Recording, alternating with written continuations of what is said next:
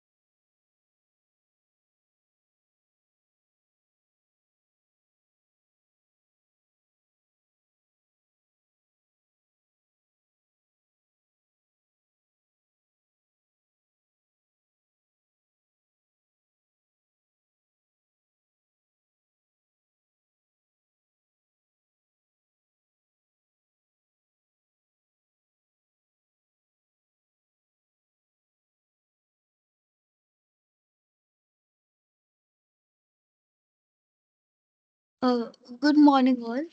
I hope I am audible to you. Let's wait for more 5 to 7 minutes for other participants to join and then we can start.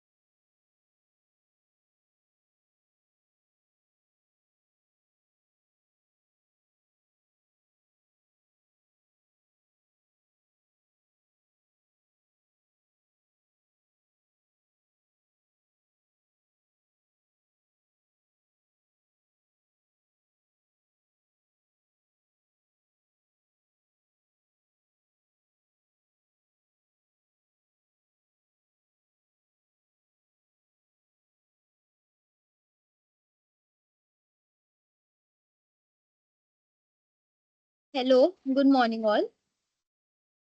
Now, let's start with a quick introduction part of our webinar session.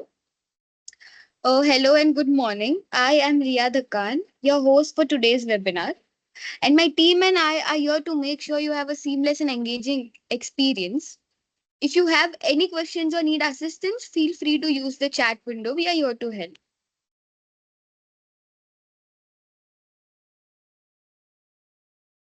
Today's topic of our webinar is Microsoft Fabric Data Engineer. Now, let's talk a quick introduction about our synergetics technology. Before we dive into this session, Synergetics Technology is a leading edge learning solution provider in India, offering specialized training and consulting services. We empower business and professionals to thrive in today's fast evolving tech landscape. By delivering transformative learning experiences, our core focus is on enabling digital transformation through innovative skilling programs, advisory services, and end to end implementation support. From modernizing IT frameworks to mastering emerging technologies like AI, cloud computing, development and operations, Synergetic is committed to equipping you with the tools and knowledge to succeed. The Microsoft certification skilling journey begins with the fundamental certification, then progresses to advanced role based certification, and finally to the expert level certification. We do have many learning solutions like persona based onboarding, onboarding add on, certification add on, reskilling, emerging technology training, certification hackathon, cloud adoption, latest technology training, sales pre sales training, practice playbook, and architecting. So now we are thrilled to have Mr. Smith Shah as our today's speaker. He's a certified Microsoft trainer and a consultant at Synergetics.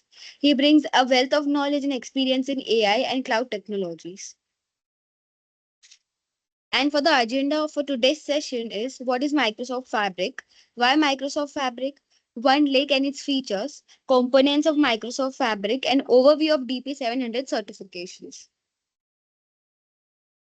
Meetup communities. We run the meetup communities. This is the emerging technology community. Anyone who are eager to learn about the technological knowledge can join this meetup. We have multiple communities in Pune, Gujarat, Nagpur, and Indore. Those who are interested to join the community, please log into the Meetup app and gain your knowledge for free. Also, do follow us on social media platforms to get relevant updates on upcoming webinars, workshop, and certifications training that we do. Also, I'll be sharing the link in the chat box. Before we proceed ahead, I will just like to say that there are the certification badges which are redeemed from your end, and with the steps and the link I'll be sharing in the group. And also, if you need any assistance or guidance, just drop the text in the chat box. We are here to help. Over to you, sir. Thank you. Yeah,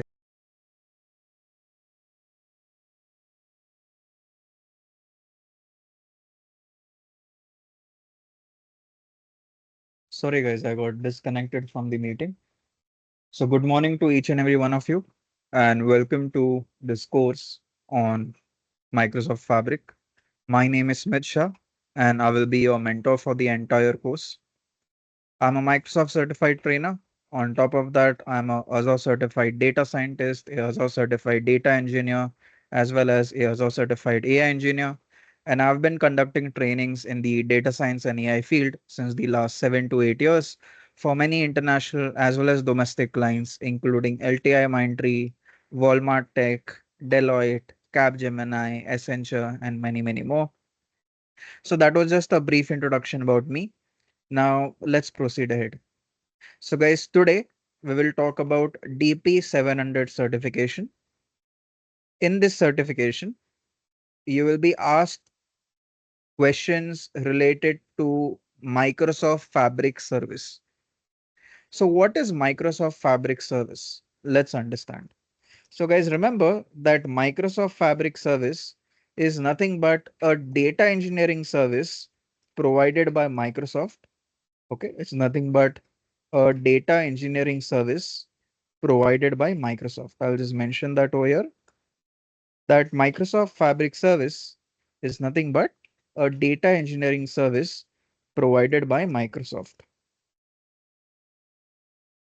Now, when I say data engineering service, what does it mean? What will this service do? So what is data engineering, you might ask? Let me go ahead and let me mention that over here. So what is data engineering?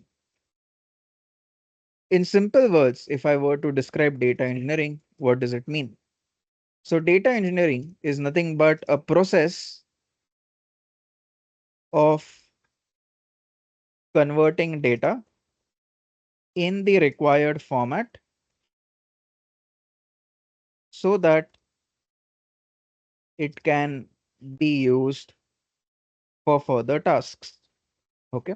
So before you use the data for doing your further tasks, obtaining the data in the required format is done by a process called data engineering. When I say required format, I don't only mean converting the data from one file type to another file type, maybe from CSV file type to Excel file type. That's not the only thing I mean. Maybe in the data, you have missing values. So you want to go ahead and either remove the missing values or replace the missing values. That's one thing. Maybe in your data, you have three columns. Instead of three columns, you want to have four columns in your data. Let's suppose maybe you have a column called name, which contains your first name as well as last name. So that name column, you want to convert it to two columns. So from name column, we want to create a first name column as well as last name column. That's also a part of data engineering. So data engineering is nothing but a process of converting data in the required format so that it can be used for further tasks. So now here you might have a doubt, that's made what further tasks can we do? Let's understand. So as far as further tasks are concerned, usually people do two types of tasks. Either they do historical analysis on the data, either they do historical analysis on the data. That means, let's suppose you are working in a shop and you have sales data of your shop. Now, based on the sales done yesterday, you want to analyze the data that, okay, yesterday, which type of products were sold more? What was the cost of each product that was sold? Okay. So that is historical analysis. Okay. Analysis done on historical data. Second is predictive analysis. Second is predictive analysis. In predictive analysis, what you do is you try to predict the you try to make a prediction of how the data will look like in the future. So for example, based on your sales data up till now, you want to predict that, let's suppose in the next month, how much sale you will make. Or let's suppose in the next month, a specific product in your shop will be sold in how much quantity. Okay, so that is predictive analysis. So just to revise over here, guys, we are talking about Microsoft Fabric service, which is a service used for data engineering. What is data engineering? It is nothing but a process of converting the data in the required format so that it can be used for further tasks. Which further tasks? Two main tasks, either historical analysis or predictive analysis. Now, you might say that, Smith, as far as data engineering is concerned, Microsoft has created multiple services. So how come Fabric is different as compared to other data engineering services? Let's see. So I will be showing you demo of other services as well. I'll not be just speaking out some sentences. Okay, I'll be showing you demo of every sentence that I write over here. Okay, so when I say that, let's understand how come Fabric data engineering service is different from other data engineering services created by Microsoft, we'll be seeing demos of that. Okay, fine. First, let's try to understand what are the different data engineering services created by Microsoft. Then we will see how those other data engineering services are different as compared to Microsoft Fabric. Okay, so what are the main data engineering services? What are the main data engineering services created by Microsoft? So the first main data engineering service created by Microsoft was Azure Data Factory, which was launched in the year 2015. Okay, which was launched in the year 2015. The next data engineering service created by Microsoft was Azure Databricks, which was launched in the year 2017. After that, the next data engineering service created by Microsoft was Azure Synapse, which was launched in the year 2019. And after that, Microsoft has created another data engineering service called Microsoft Fabric, which was launched in the year 2023. So how are these data engineering services different as compared to one another? So guys, remember in Data Factory, you can go ahead and perform data engineering without writing any piece of code. Okay, so it offers you a no code approach to perform data engineering. It offers you a no code approach to do data engineering. So in Data Factory, you can perform data engineering without writing any single piece of code. But when you use the without code approach, it always has a lot of limitations. So in the without code approach, basically, for example, in Data Factory service, it will give you a portal. That portal will show you certain options, and based on the option that you choose, depending on that, that particular data engineering task will be performed. But there'll always be limited set of options given, right? Whether 10 options, 20 options, 30 options, there'll be limited set of options given in that portal. If you want to do data engineering without code, there'll be limited set of options available. So to avoid that limitation, Databricks was introduced. Here, you can go ahead and perform data engineering with code. The benefit of with code approach is that many of the limitations of without code approach are avoided in with code approach. With code, you can do any data engineering task that you like. Whereas using the without code approach, you have to depend on the portal. That portal will display certain options. You can only choose one among those displayed options. Okay. So the without code approach will have limitations with respect to the tasks that you can do. Whereas using the with code approach, you can go ahead and do any data engineering task that you like. Okay. Coming to Synapse. How is Synapse different as compared to other data engineering services? So with Synapse, you can go ahead and perform data engineering using a mixture of with code and without code both. Using a mixture of with code and without code both. Then came Fabric. Even in Fabric, you can go ahead and perform data engineering using a mixture of with code and without code both. But how is Synapse different as compared to Fabric? All of that we'll see. Okay. And we'll not just be looking at sentences displayed on this whiteboard. We'll be seeing demos. Okay. So through demos, we'll try to understand how come Fabric data engineering service is different as compared to other data engineering services. Okay, fine. So let's go ahead. So over here, just to revise, guys, let me repeat everything that I have said up till now. So guys, we are gathered here today to talk about Microsoft Fabric service, which is nothing but a service created by Microsoft for data engineering. What is data engineering? It is nothing but a process of converting the data in the required format so that it can be used for further tasks. Which further tasks? Mostly people use it for doing analysis, whether it's to do historical analysis of data or whether it's to do predictive analysis of data by creating AI models using either machine learning approach or deep learning approach. Okay. So basically Microsoft Fabric service is nothing but a data engineering service provided by Microsoft. Now you might say that Smith, there are other data engineering services also created by Microsoft. For example, we have Data Factory service, we have Databricks service, we have Synapse service. So how come these services are different as compared to Fabric? Over here, I've mentioned the overview of these services. That Data Factory allows you to do data engineering without code. Databricks allows you to do data engineering with code. Synapse allows you to do data engineering with code and without code both. Similarly, Fabric also allows you to do data engineering with code and without code both. Okay. Let's start with data factory service. Let's suppose you wanted to do data engineering without code. Okay. So in order to do data engineering, without code.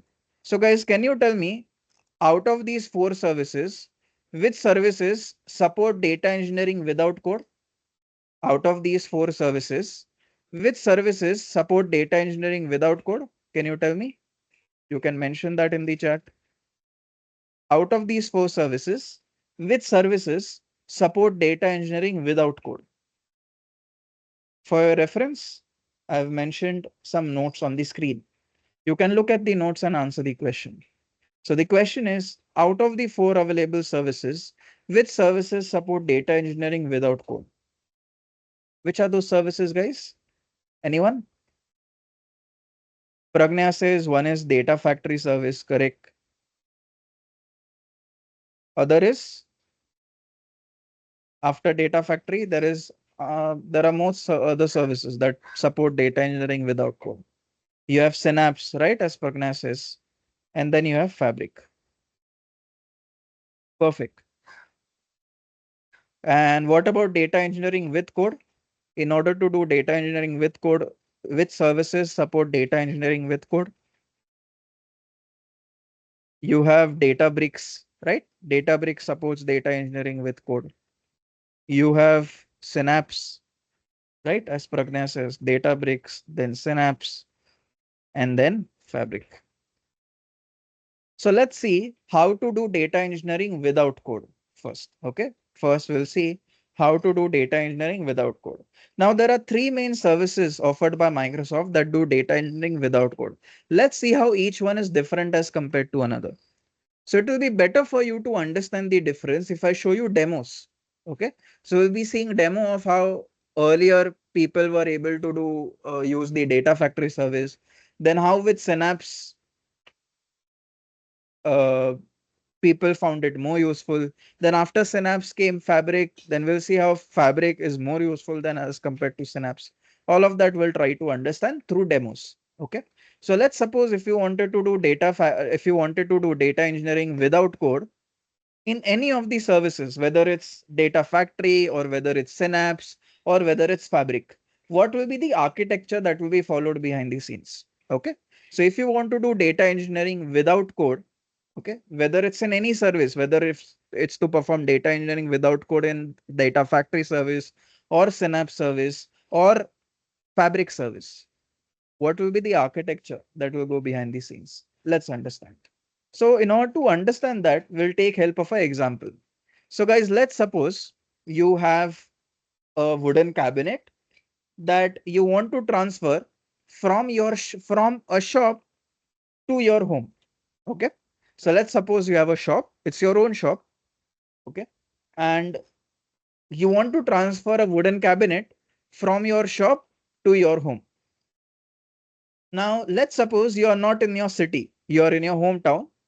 Okay. You are somewhere else, maybe in your hometown or outside of the country. But what task you want to do? You want to transfer a wooden cabinet from your shop to your home. How will you do that? Okay. How will you do that? So in order to do that, can I say guys that I will need a delivery guy, right? In order to deliver this cabinet from my shop to my home, I will need a delivery guy, right? So I will need a delivery guy. Then what will that delivery guy need? First, that delivery guy will need the key of the shop, right? Only then the delivery guy will get access to the shop, and only then the delivery guy can take the cabinet from the shop.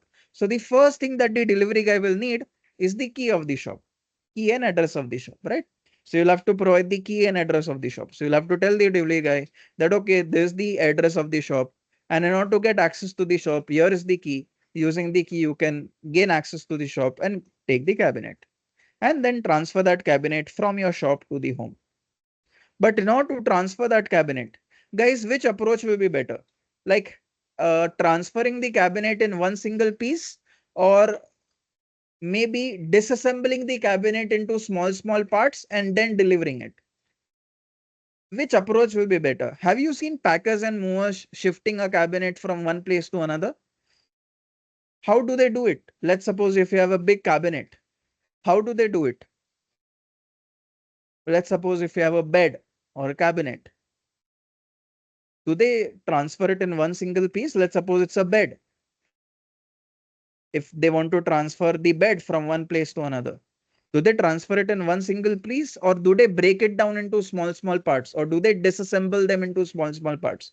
What happens, guys? Which is the ideal approach? So Pragna says it's better to break down the piece of furniture into small parts, right? To disassemble it into small parts and then transfer it. That way, it will be more better to transfer that piece of cabinet. Similarly, okay, so over here also in the PPT, you will see the same. It will say that if you want to transfer this cabinet from your shop to the home, you will need to disassemble it. Okay, so the delivery guy will need the disassemble details. He will need a manual of how to disassemble that piece of cabinet, right? He will need a manual. Fine. Apart from that, you will also need to give some task to delivery guy. Here, what is the task? Here, the delivery guy has a task of delivering the cabinet from the shop to the home. Okay, so you will need to mention that task details as well. Whatever is the task details, whether it's just to deliver the cabinet or whether it's to do any other task, you'll have to give the task details. Apart from that, okay, apart from that, once you are trying to shift the cabinet from your shop to your home, obviously here you're trying to shift the cabinet in a disassembled manner. But once it reaches the destination, can I say that I have to reassemble the cabinet? Right? Yes or no, guys? I'm trying to shift my cabinet from my shop to my home. So first I try to disassemble it so that I can transfer it in a more better manner. But once it reaches the destination, once it reaches my home, I will have to reassemble it, right?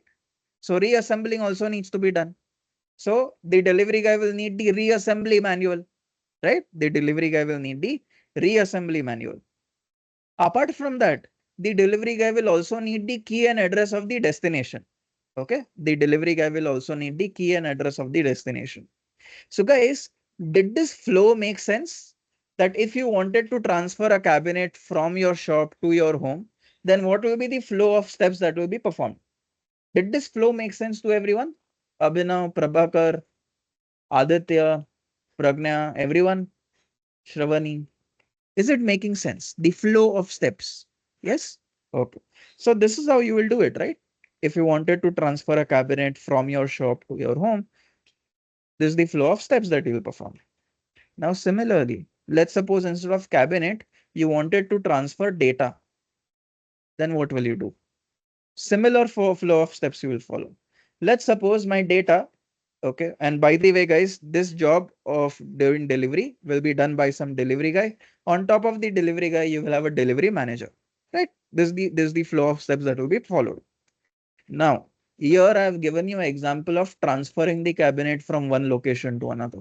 What if you want to transfer data from one location to another? What will be the flow of steps? Similar flow of steps will be followed. Let me show it to you. Let's suppose you have data. Okay, let's assume that you have a CSV file in your storage account service. Okay, for those of you who are not aware about storage account service, it's similar to Google Drive. Just like in Google Drive, you can store any type of files. Similarly, in your storage account service, you can store any type of files. Okay, fine. So let's suppose you have a CSV file in your storage account service and you want to transfer it from one place to another. What will you do? So guys, first you will need to hire a delivery guy, right? And you will need to give the key and address of the source to that delivery guy. So here my source is storage account service, right? That's where my data is present. So this is my source. So I will need to provide the key and address of the source to the delivery guy. That key and address in technical terms is known as linked service. What is it known as? It's known as linked service. So linked service contains nothing but the key and address. Okay, fine. So using the key and address of the source, the delivery guy will get access to the source. But from the source, the delivery guy will get access to the data. But in order to transfer the data, it's better to disassemble the data into small parts, right? Just like when we wanted to transfer a cabinet from one location to another, we thought that it's better to disassemble the cabinet into small parts. Similarly, if you want to transfer data from one place to another, it's better to disassemble that data into small parts. This disassembly is done in something called source dataset. So source dataset is nothing but the place where disassembly of data will happen. Okay. Source dataset is nothing but the place where disassembly details will be stored. Okay. It will store the disassembly details, that how to disassemble the source data. Okay. After that, you will have to give your task details to the delivery guy. So here my task is to copy data from one place to another, right? So over here, I will have to mention that activity to the delivery guy, that what activity I am wanting to perform. So here the activity that I want to perform is copy data activity, right? Fine. So here, what will the delivery guy have? The delivery guy will have the key and address of the source.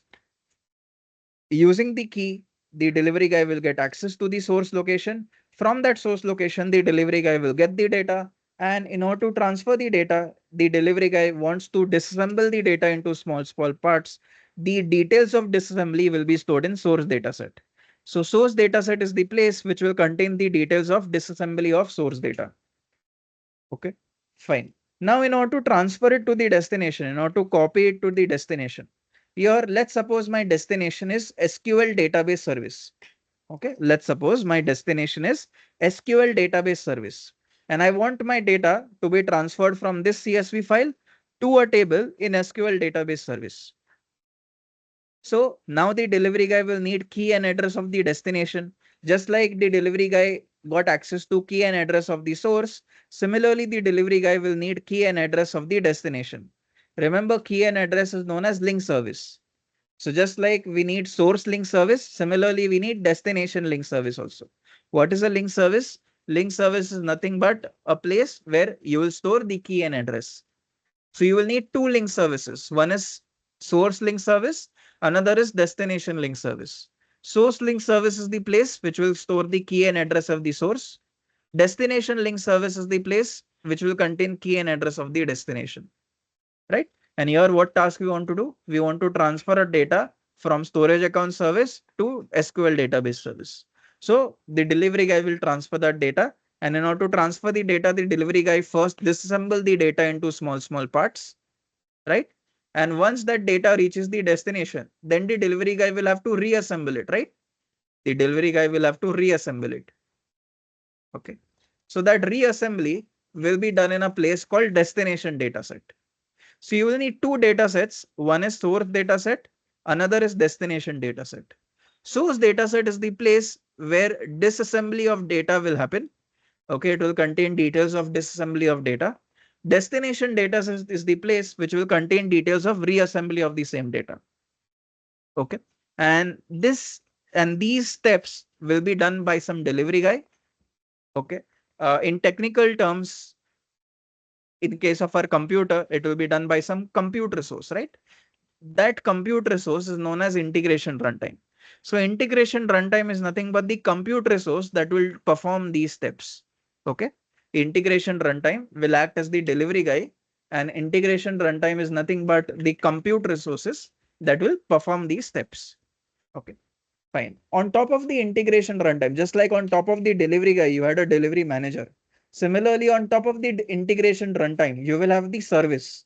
So if you're working with data factory service will act as the delivery manager. If you're working with Synapse service will act as the delivery manager. If you're working with fabric service will act as the delivery manager, and so on. Okay. So behind the scenes architecture that is followed in these services has been explained to you. Okay. So if you want to do data engineering without code, there are three services that support data engineering without code. One is data factory service, another is Synapse service, third is fabric service. Okay. So all of these services support data engineering without code. Let me show you demos of these three, and then you can choose which one is better. Okay. So, and then you can choose which one is better.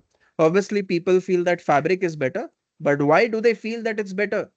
Let's go ahead and let's understand. Okay. So first, I will show you a demo of data factory service. You will see how to do data engineering in that. Then I will show you a demo of Synapse service. You will see how to do data engineering in that. Then we'll come to fabric service. We'll see how to do data engineering in that. And then you will understand why fabric service is preferred. by other data engineering, by other data engineers. Anyways, okay. By the way, guys, that doesn't mean that just because Fabric service is more user friendly, okay, that doesn't mean that other services are of no use. Okay, Fabric also has some limitations in it, okay, which can be solved by other services. Okay, so it's not like other services are not required and then they now should be retired by Microsoft. No, though those other services also have their own use case. I will talk about that as we proceed. Fine. So let's suppose if you want to do data engineering without code, how can you do that? There are three services that support data engineering without code. One is Data Factory service, another is Synapse service, third is Fabric service. Let's see how. Prabhakar says, can you give an example of this disassembly? Yes, Prabhakar will see a demo. So at the time of demo, it will become more clear. Okay. At the time of demo, it will become more clear. Apart from that, the overview is clear, right? That why it is required to do disassembly. How to do it, that we'll see. So how that disassembly is done in each of these services, that we'll see. Okay. Let's start with Data Factory service. So in order to use Data Factory service, what you have to do is you have to go ahead and create a resource of it. In Azure, there is a rule. Whenever you want to use any service of Azure, you have to go ahead and create a resource of that service. So if we want to use Data Factory service, we'll have to go ahead and create a resource of it. Fine. So let's try to use Data Factory service over here. So in order to use Data Factory service, I'll create a resource of Data Factory service. So let me click on the create button. When I try to do that, I'm redirected to a form that I have to fill. So let me fill in the details of the form. The first field in the form is asking me to select subscription. Remember guys that from your Azure account, you can create multiple subscriptions for different people of your organization. Let's suppose one subscription you are creating for a HR employee, another subscription you are creating for IT employee, and so on. In every subscription, you can upload different amount of permissions. You can set different amount of permissions. Let's suppose the first subscription that you are creating is for an employee in the HR team. Now this HR employee is not going to do a lot of work in Azure, right? So probably this HR employee is only going to use Azure to store some files. So in this first subscription that you are creating for HR employee, you will only give access to storage service of Azure. Whereas the second subscription that you are creating is for a IT employee. This IT employee is going to do a lot of work on Azure. So in the second subscription that you are creating for this IT employee, you will give permission to all the services of Azure. So the point that I'm making is in every subscription, you can set different set of permissions. Additionally, in every subscription, you can upload different amount of money, different amount of credits into it. Let's suppose the first subscription that you are creating is for HR employee. This HR employee is not going to do a lot of work on Azure. So in the subscription that you are creating for this HR employee, you will upload less amount of money. Let's suppose something like $10 worth of credit. Whereas the second subscription that you are creating is for a person in the IT team. So this IT employee is going to do a lot of work on Azure. So for the subscription that you created, so in the subscription that you created for this IT employee, you will upload more amount of money, maybe something like $2,000 and so on. So the point that I'm making is from your Azure account, you can create subscriptions for different employees of your organization.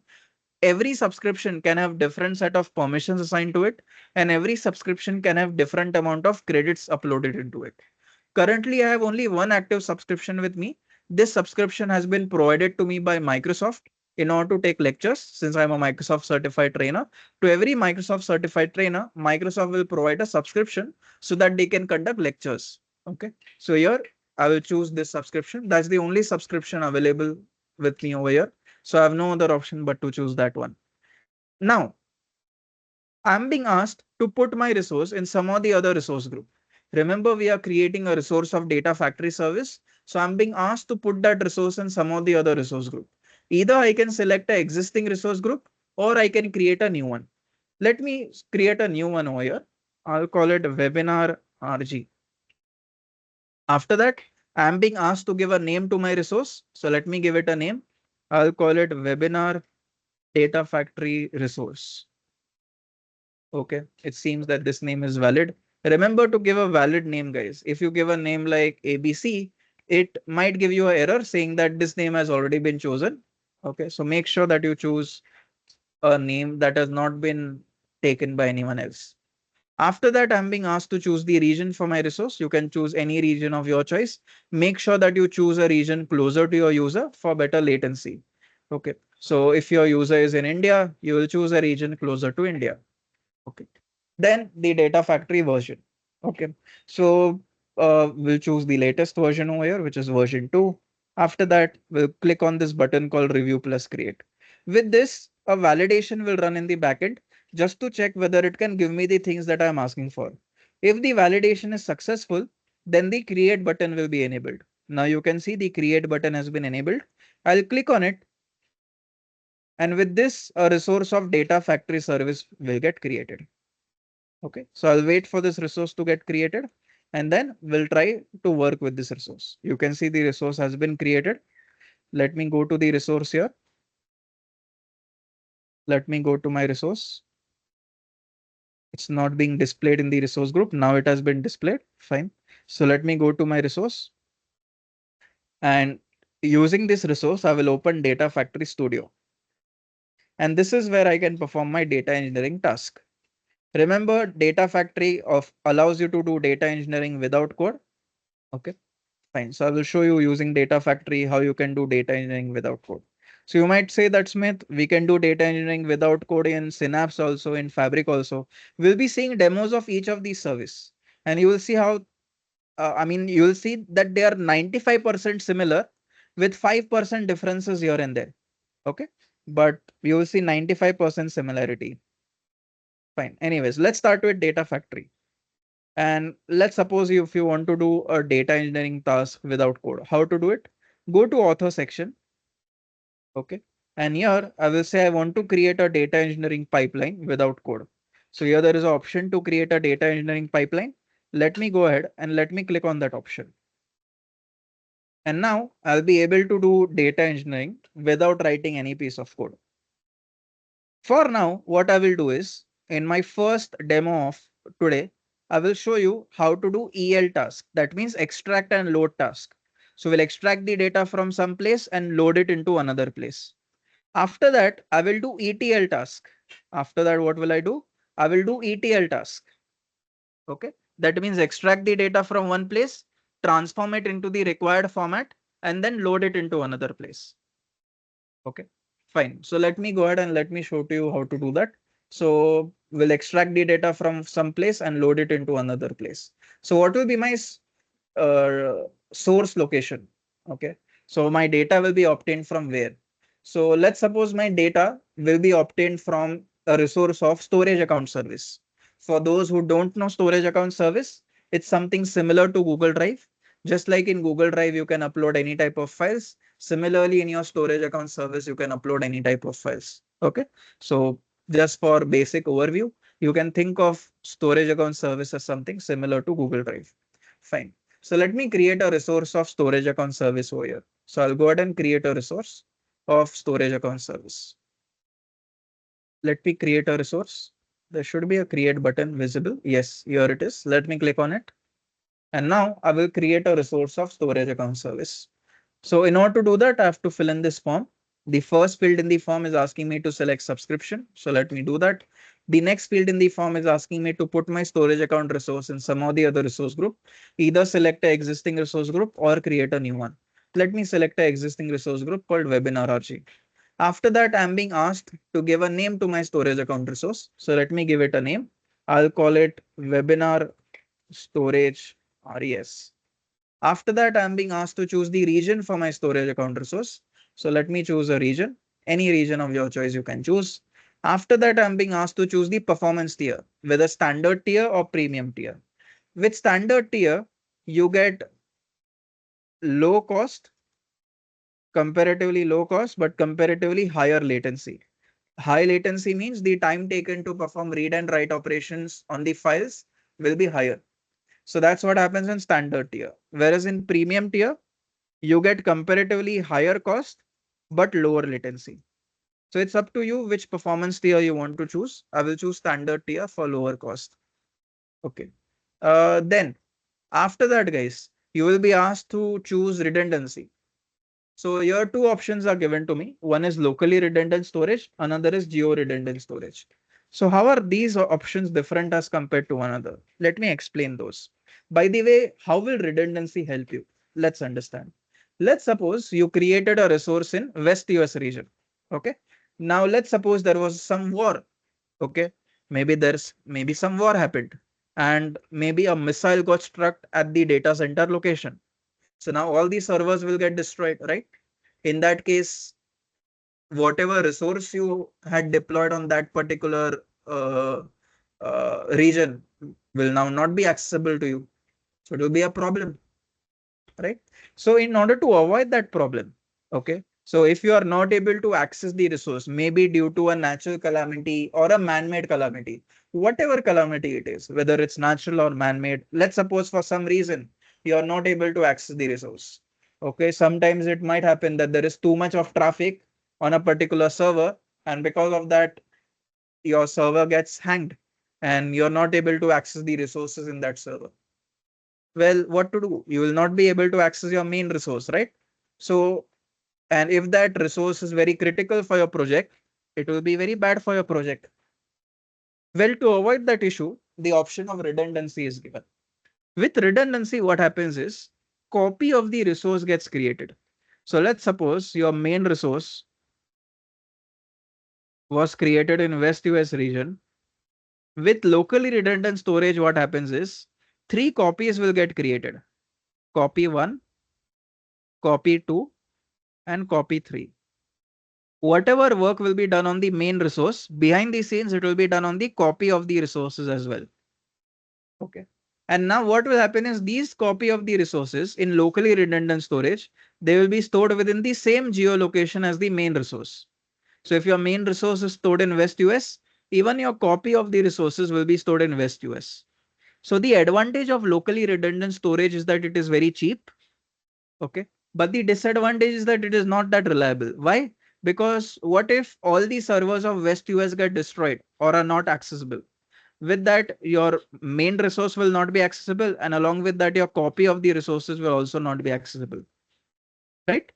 So the advantage of locally redundant storage is that it is cheap, but the disadvantage is that it is not that reliable. To avoid that issue, another option was provided called geo-redundant storage. In geo-redundant storage, what happens is if your main resource is stored in a location like West US, then your copy of the resource will be stored in a different geolocation altogether. So if your main resource is stored in West US, maybe your copy will be stored somewhere in central India in a different geolocation as compared to the main resource. So even if all the servers of West US get destroyed or are inaccessible, in that case, you will not be able to access the main resource, but at least you will be able to access the copy because your copy was stored in a different geolocation altogether. So the advantage of geo-redundant storage is that it is more reliable as compared to locally redundant storage, but the disadvantage is that it is comparatively costlier as well. Okay. So it's up to you which option you want to choose. I will choose locally redundant storage for lower cost. After that, I'll click on this button called Review Plus Create. With this, a validation will run in the backend just to check whether it can give me the things that I'm asking for. If the validation is successful, then the Create button will get enabled. Now you can see it has been enabled. And with this, a resource of storage account service will get created. And in this resource of storage account service, I'm going to upload data. And what I want to do is that data I want to transfer from my current location to some other location. Which other location?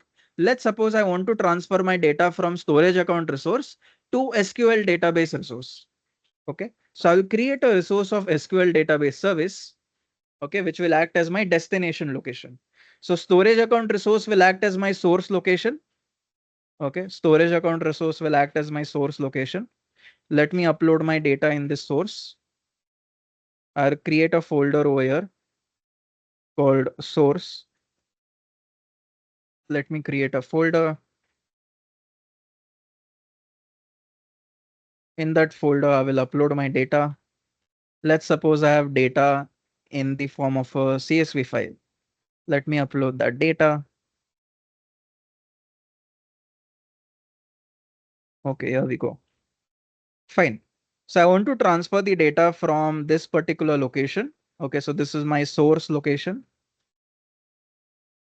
So data needs to be transferred from my source location to destination location.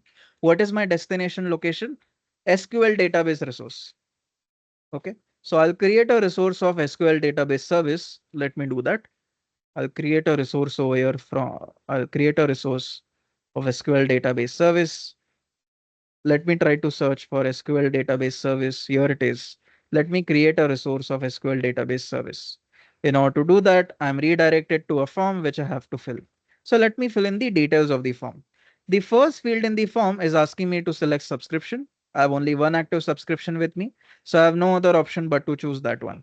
After that, I'm being asked to put my resource in some of the other resource group. Either I can choose an existing resource group or I can create a new one. Let me select the existing resource group. Then I'm being asked to give a name to my SQL database resource. So I'll give a name. I'll call it webinar SQL DB resource. Now this database, this SQL database will be inside of a SQL server. So let me create a SQL server over here. I'll create a SQL server. First, I'll give it a name. Okay. Now that SQL server will be in a specific location. So let me select the location. I'll select a location like Sweden Central, or let me check Sweden Central. Okay, fine. Then it says in order to authenticate to SQL Server, what authentication method you want to use. I will say I will use simple authentication method of username and password. So my username will be webinar admin. And let me assign my password over here. You can set your password of your choice. Says password does not match. Okay, let me type it again. Fine, now it matches. Okay, so my SQL database will be inside of SQL Server. I created my SQL Server. In this SQL Server, my SQL database will lie. Okay, and that's it. Even for SQL database resource, your redundancy option is given. I'll select locally redundant storage for lower cost. That's it. Let me click on this button called Review Plus Create. With this, a validation will run in the backend just to check whether it can give me the things that I'm asking for. If the validation is successful, then the Create button will get enabled. And now you will see it will get enabled. I'll click on it, and with this, a resource of SQL database service will get created. Okay. Here I'll do one thing. I'll select uh, a database with comparatively less capacity. Okay, it's already set to less. Fine. Let me select general purpose compute. That will be more better.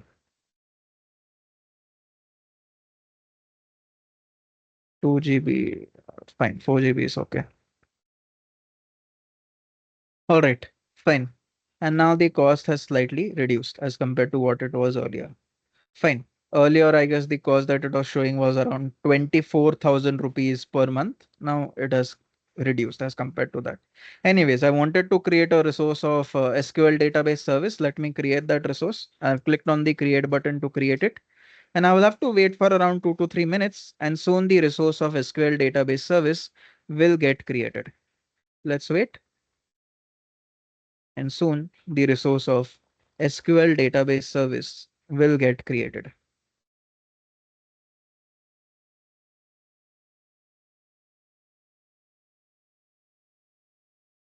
Let's wait. We'll have to wait for around 2 to 3 minutes. So guys, again, to reiterate my task, what is my task? What do I want to do? I want to transfer the data from source location. My source location is resource of storage account service. So from the source location, I want to transfer my data to destination location. My destination location is resource of SQL database service. So from source location, I want to transfer data to my destination location. Now, how to do that? Well, that task you can do with code as well as without code. If you want to do it without code, there are three services that you might use, either data factory service, either synapse service, or fabric service. So we'll try to do this particular task of transferring data from source to location using all these three services. Okay, using all these three services, we'll try to do the task. And we'll see how these services are different as compared to one another. Remember, there is 95% similarity among all these three services. There's this 5% difference, which we'll see. Okay. There's this 5% difference, which we'll see. Fine. Anyways, just to reiterate my task, I want to transfer the data from my source location to my destination location. My destination location is getting created up right now. So let me wait for it to get fully created.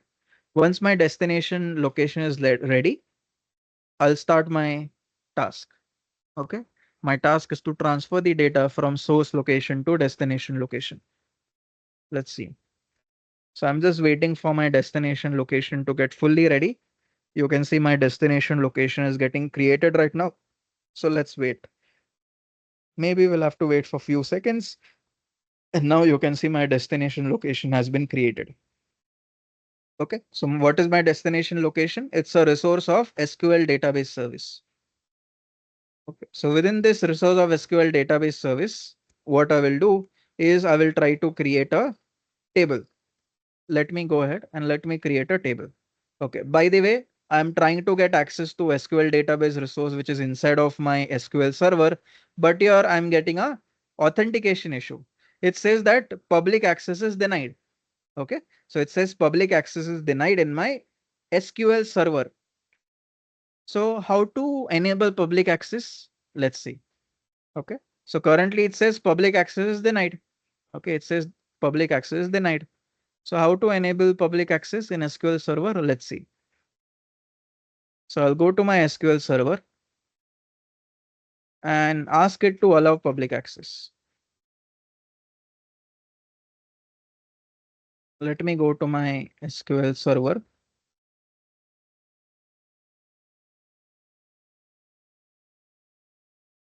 And I will ask it to enable public access. For that, I have to go to security maybe. Let's see. Under security, there is an option called networking. Let's see from here whether I'm able to enable public access. Yes. So I will say enable public access for selected networks. Which networks? If you only want to allow public access for your IP address, then just click on this button called add your IP address and access will be given only for your IP address. But what if you want to give public access to everyone?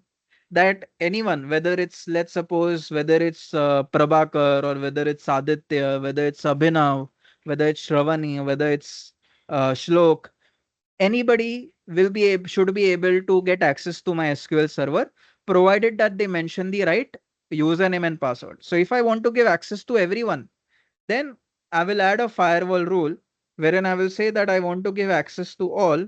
And in order to give access to all participants, okay, you can give any name to this rule. In order to give access to all participants, you will have to mention a firewall range. So I will say anybody's IP address that starts from 0.0.0 and ends at 255.255.255. That means anyone's IP address, if their IP address is in between this range, if their IP address is in between this range, then they should be given access. So with this, what will happen? Not only I will be given access, even if you guys want to use my SQL server with my username and my password, you will be able to do that. Okay, fine. So let me save this access rule. I'll save this access rule. And now if I try to gain access to my SQL server, I'll be able to do that. Let me log into my SQL server. In that SQL server, I had my SQL database, and now you can see I've got access to it. In that SQL database, I'll create a table. So let me create a table over here. I'll call it iris table.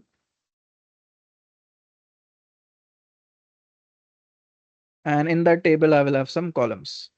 The first column will be ID, which will be of integer type. The second column will be sepal length, which will be of float type. Okay. Sepal length, which will be of float type. The next column will be sepal width, which will be of float type and so on. By the way, why am I mentioning these column names? By the way, you can mention any column names, does not matter. But see, what is my task? My task is to transfer data from one location to another. Okay, from source location to destination location. My source location is resource of storage account service. My destination location is resource of SQL database service. Okay, so I want to transfer my data from source location to destination location. Which data? Let me go ahead and let me show you that data. So in that data that I want to transfer, I have 5 columns. ID column, sepal length column, sepal width column, petal length column, petal width column, and species column. These are the 5 columns. Okay. So my source contain 5 columns. So in my destination also, I will try to have 5 columns. In my destination also, I'll try to have 5 columns. You can assign different column names, does not matter. Okay. Uh, any names you can give instead of sepal length, you can give SL, any name you can give, does not matter. Okay. But anyways, for consistency, what I want is if my source has 5 columns, my destination should also have 5 columns. Fine. So let me go ahead and let me show you how to do that. The way over here, my destination location is SQL database. In my SQL database, I'm creating an empty table. Okay. Which has 5 columns. First column is ID, which will be of integer type. Next column is sepal length, which will be a float type. Third column is sepal width, which will be a float type. Fourth column is petal length, which will be a float type. Fifth column is petal width, which will be a float type. And last column is species. There are only 3 species of iris flower, either Iris setosa or Iris versicolor or Iris virginica. So I'll say the species value will be of uh, string type. Fine. Now let's go ahead. Let's create this empty table. Let's see whether we are able to create it. Yes, we are able to create it. And if I show you the data inside of this table, it will say that it contains 0 records or 0 rows. And have a look over here. Currently, this table has 0 rows or 0 records. Fine. Anyways, so now let's do my task. Now my source location is ready. My destination location is ready. Okay, this is my source location. So I want to transfer data from this source to my destination. Okay. So I want to do a EL task. Currently, I want to do EL task. So in my first demo of today, I will show you how to do EL task. Then after that, we'll do ETL. Okay. So as we go ahead, our level of task will keep on increasing. But first, let's start with a simple EL task. I want to extract the data from one place, load it into another place. So this is also part of data engineering. Okay. Now, in order to do this, you have 2 options. Either you do data engineering without code or with code. Let's start with without code. If I want to do data engineering without code, I have 3 services with me, either Data Factory or Synapse or Fabric. Let's start with Data Factory. So with Data Factory, if I want to perform data engineering without code and do this task, how will I do it? Let's see. So what task I want to do? I want to extract the data from one place, load it into another place. Basically copy activity I want to do. Okay. I want to do a copy activity task. So I want to copy the data from one place and load it into another place. In order to do this task, guys, if I want to load the data from my source to destination, then can I say that I will need key and address of my source first? Can I say that? Can I say that I will need key and address of my source? Yes, Prabhakar. If I want to load the data from my source, can I say that I will need key and address of my source? Yes, just like earlier. Now, Apu says I've missed the last 10 minutes. Was it possible to repeat? Okay. Apu, were you present when I covered this overview? That what are the different data engineering services offered by Microsoft? Were you present at that time, Apu? Let me know so that I know from which point to proceed. Yes, you were present up till here. Fine. So now, Apu, what I want to do is I want to do a data engineering task. I want to transfer the data from one place to another place. Okay. So that also comes under data engineering. So I want to do a EL task. extract load task. Extract the data from one place, load it into another place. So in our first lab of today, we'll do EL task. In our next lab of today, we'll do ETL. ETL means extract, transform, load. That means extract the data from one place, transform it into the desired format, and then load it into another place. That also will do. But in our first task of today, we are doing EL task. So Appu, what I want to do is I want to do EL task, extract load task. So I want to extract the data from one place, load it into another place. Okay. So in order to extract the data from one place, load it into another place, first I will need source location, right, Appu? So here, Appu, what is my source location? Resource of storage account service. This is my source location. Can you see, Appu, in my source location, you have some data? Can you see?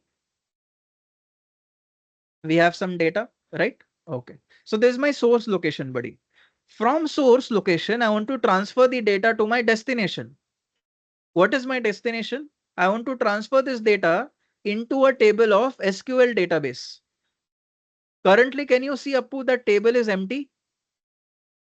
That table is empty, right? It contains 0 rows. Okay. So I want to transfer the data from source to destination. That's all you need to know up till now. That is the task you want to do. Is the task clear, Appu? That's all I've explained up till now. That what task I want to do. How to do it, that I have not explained.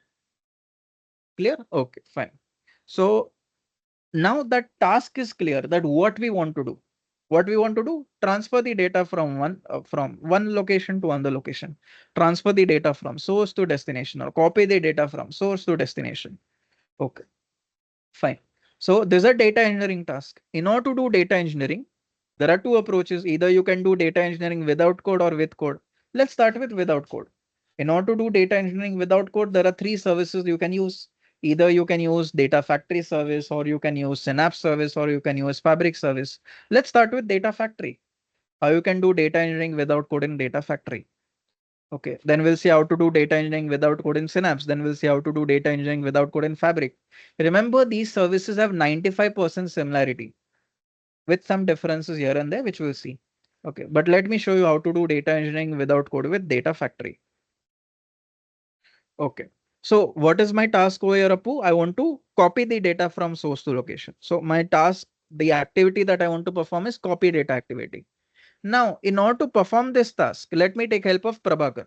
So Prabhakar, you can unmute your mic and I will just need your help just for 2 minutes. Okay.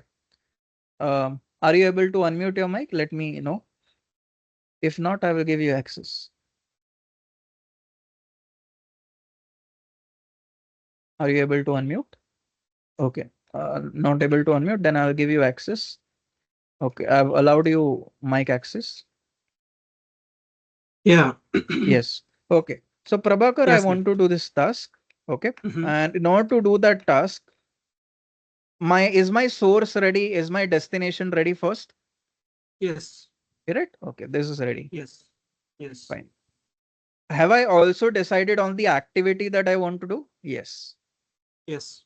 But there are some things that are missing. Which are the things Correct. that are missing? One is link Linking service. services with the address and key and address of Correct. the source and Link service. destination. Perfect. Link service will contain key and address. There are two Correct. link services you will have to create. One is source Yes. link service. Source Another is and destination link service. destination. Yeah. Perfect.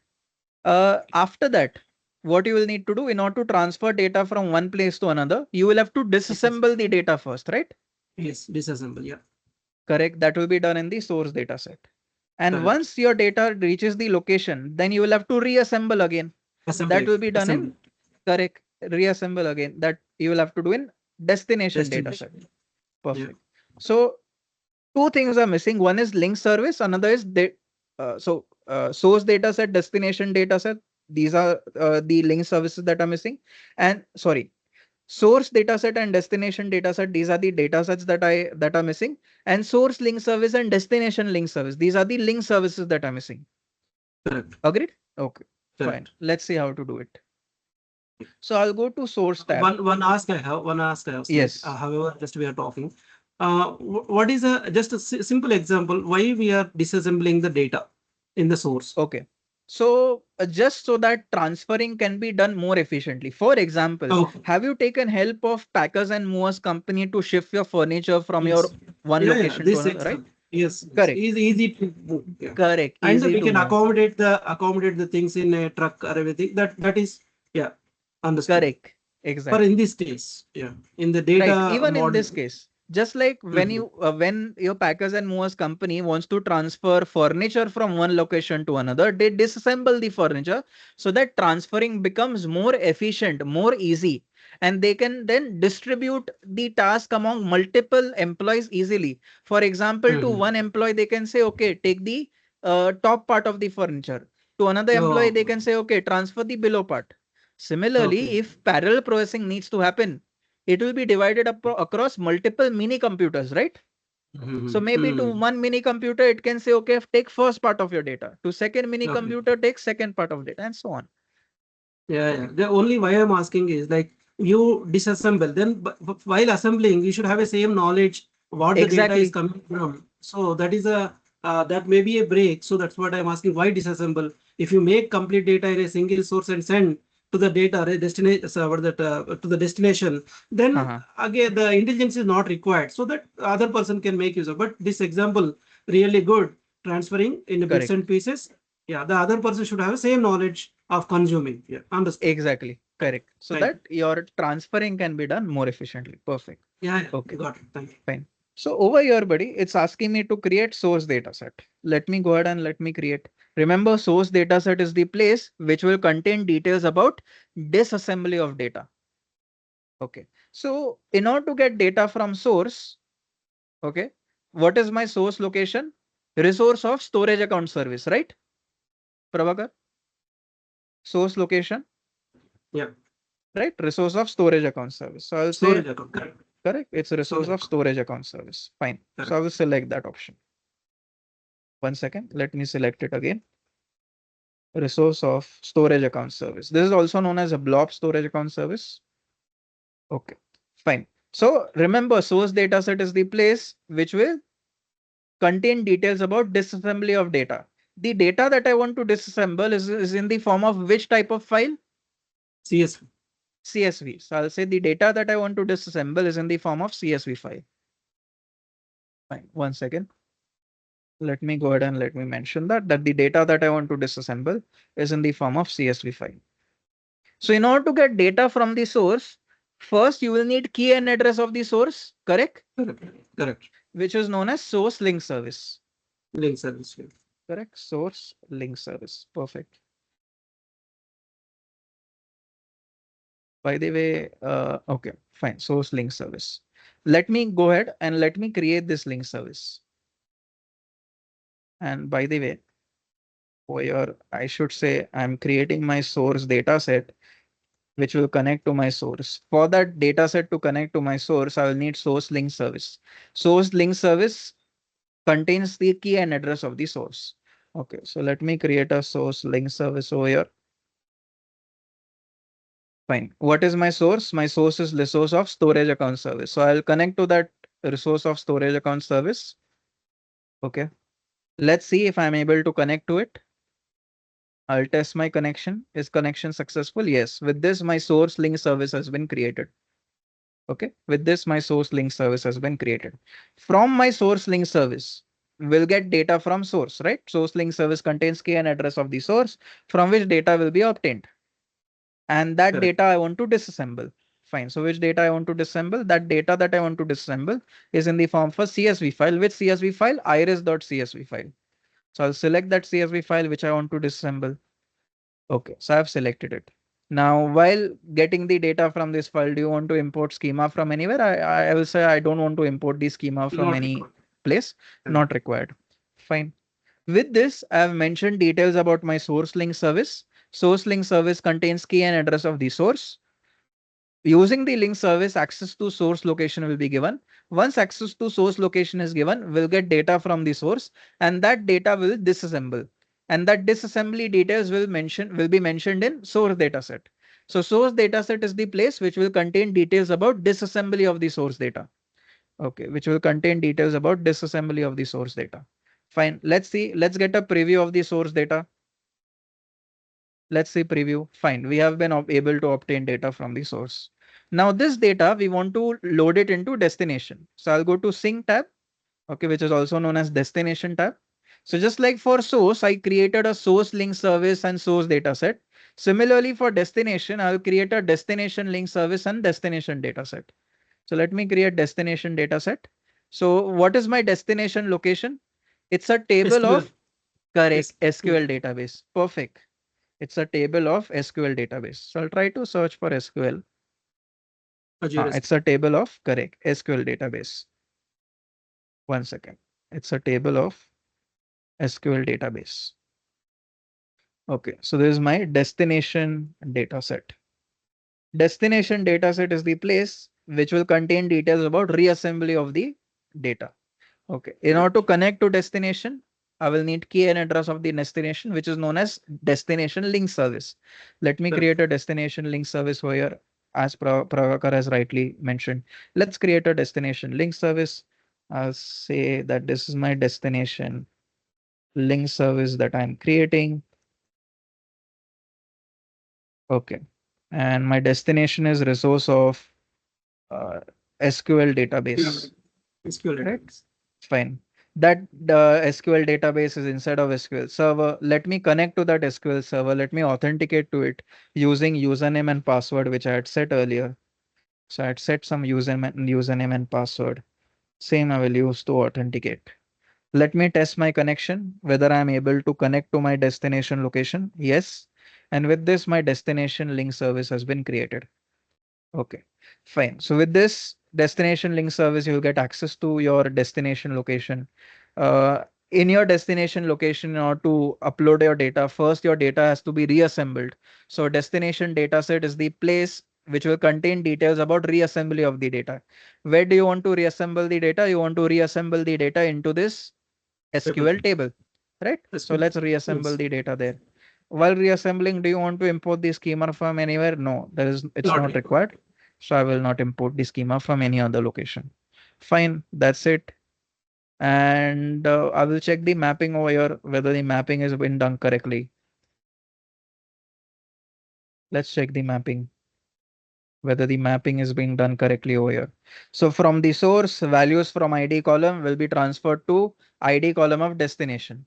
Then from source, values of sepal length column will be transferred to sepal length column of destination, and so on. Similarly, you can see the mapping of other columns as well. It's correct as per me. So that's it.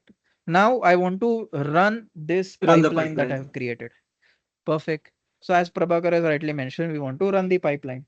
Now in order to run the pipeline, guys, here in Data Factory, you will be given two options. Okay. One is the debug button. Another is the Trigger. trigger button, right? How are these Yes. buttons different as compared to one another? Let's understand. Trigger is for any time manner, like you want to trigger in a particular date and time. Or Correct. debug is for directly runtime, you want to see. Exactly. One Perfect. time job. So correct. So Prabhakar has given the right explanation over here, the right difference between those two options. Let's understand the difference again over here.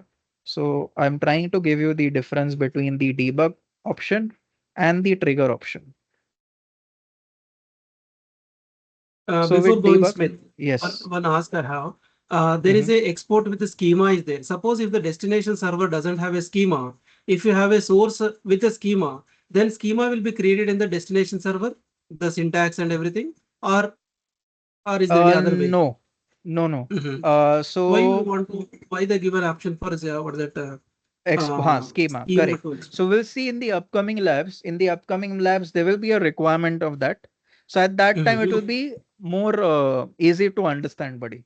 Okay, Okay, in fine. that Thank you. particular Thank lab. you so much. Okay, Thank you. fine. Thank you. Yes, welcome. Right. In the current lab, it's not required, but yes, in today's lecture only, you will understand the reason for that. Okay. Yeah. Here, let's understand the difference between debug button and trigger button. So with debug button, guys, there is no need to save the pipeline before running it. Before running it. Okay. Whereas if you want to execute the pipeline using the trigger option, then there is a need to save the pipeline at least once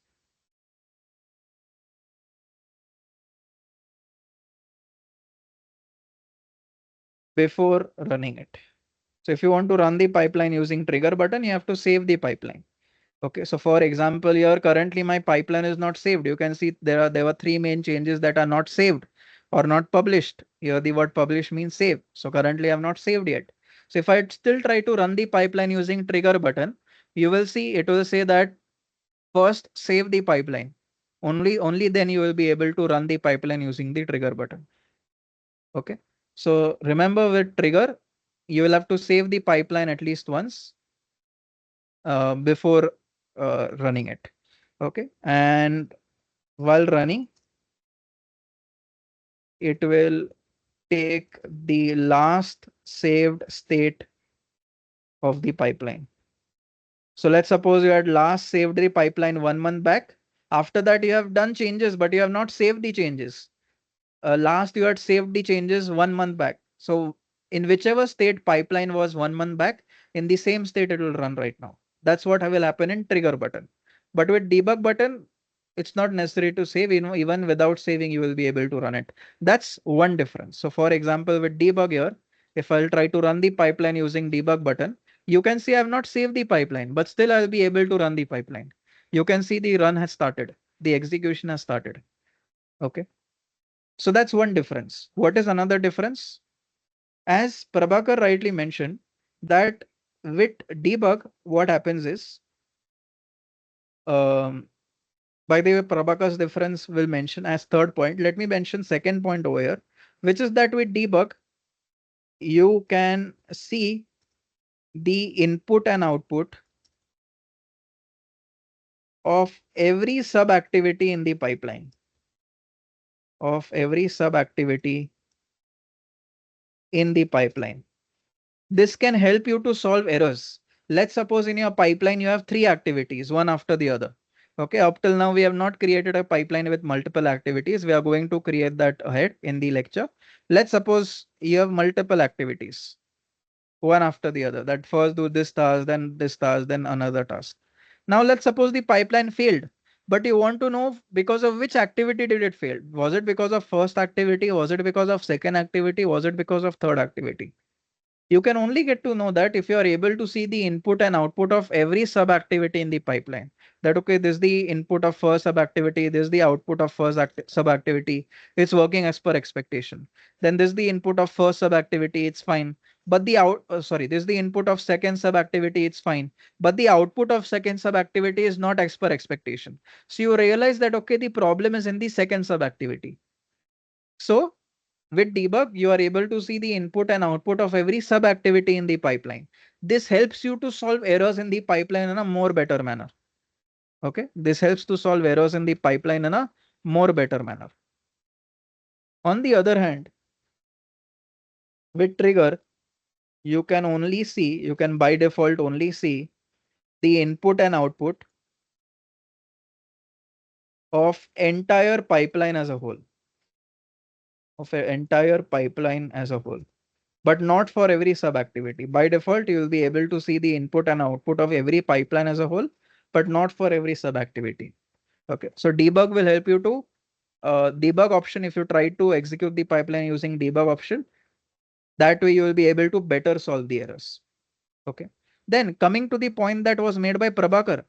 Prabhakar rightly mentioned over here that another difference between debug and trigger is that with debug, you can okay, with debug, your pipeline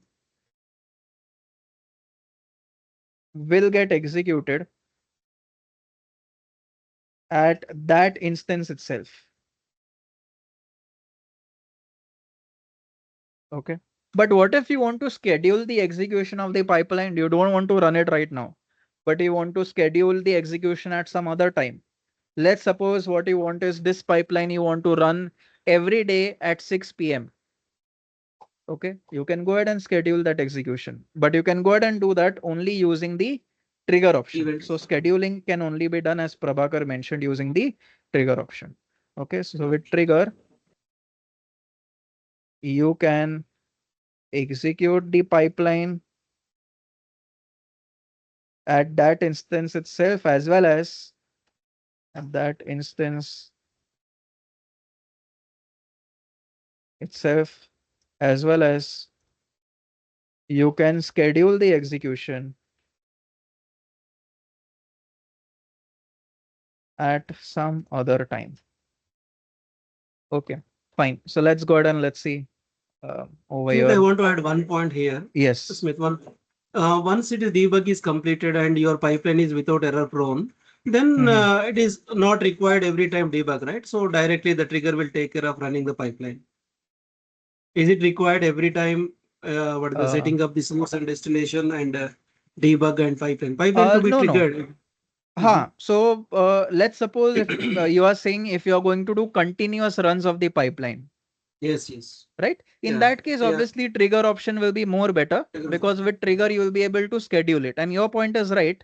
Okay, that if you feel that okay, your pipeline is working correctly, you are not going to Mm. face any errors, Yeah. and maybe you want to Until schedule the unless, execution at some other yeah, time. until unless Huh. data and destination source are same, path is same, everything is same, then Hmm. trigger is Correct. one time you debug and make a pipeline automated, then it will run automatically daily.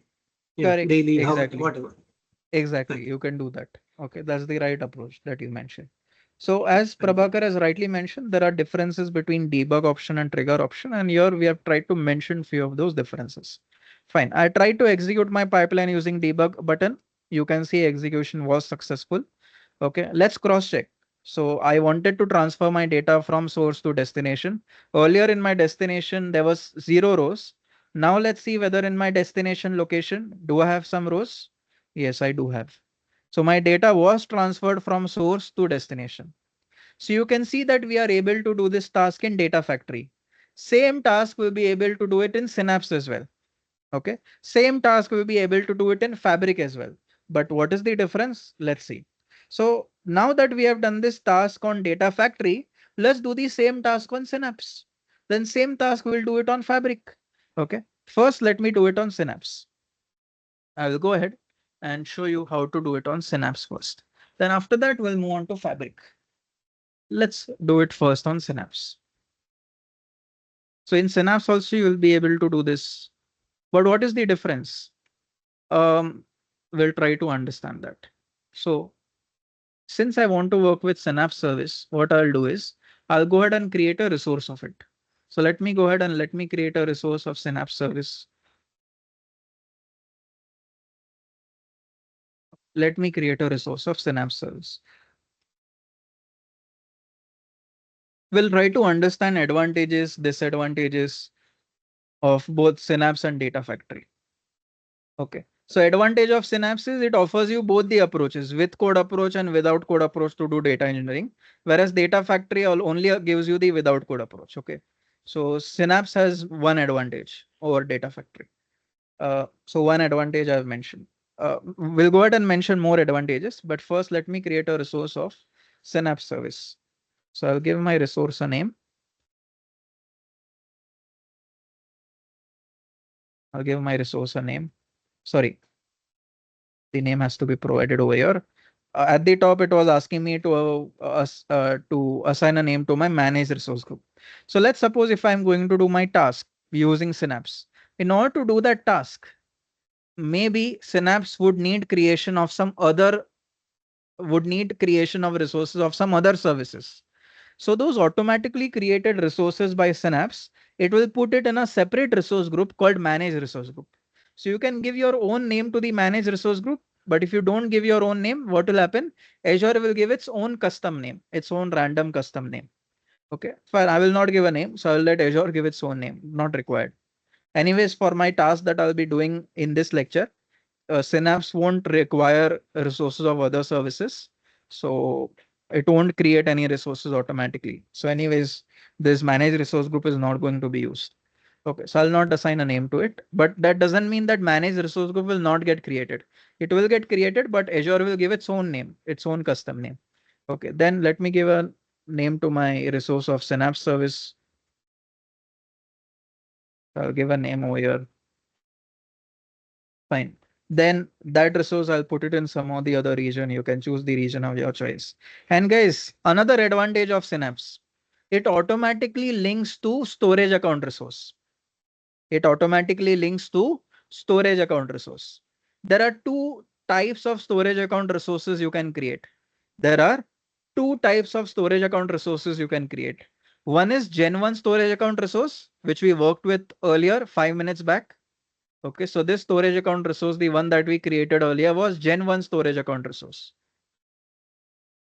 Another storage account resource that you can create is Gen 2 storage account resource. How are they different as compared to another? How to create them? How are they different? We'll see. How are they different? In Gen 1 storage account resource, you can create multiple folders, but within those folders, you cannot have subfolders. Okay, so your hierarchical storage is not supported. So you can create folders. In those folders, you can upload your files, but within those folders, you cannot create subfolders. Whereas with Gen 2 storage account resource, what happens? You can create folders.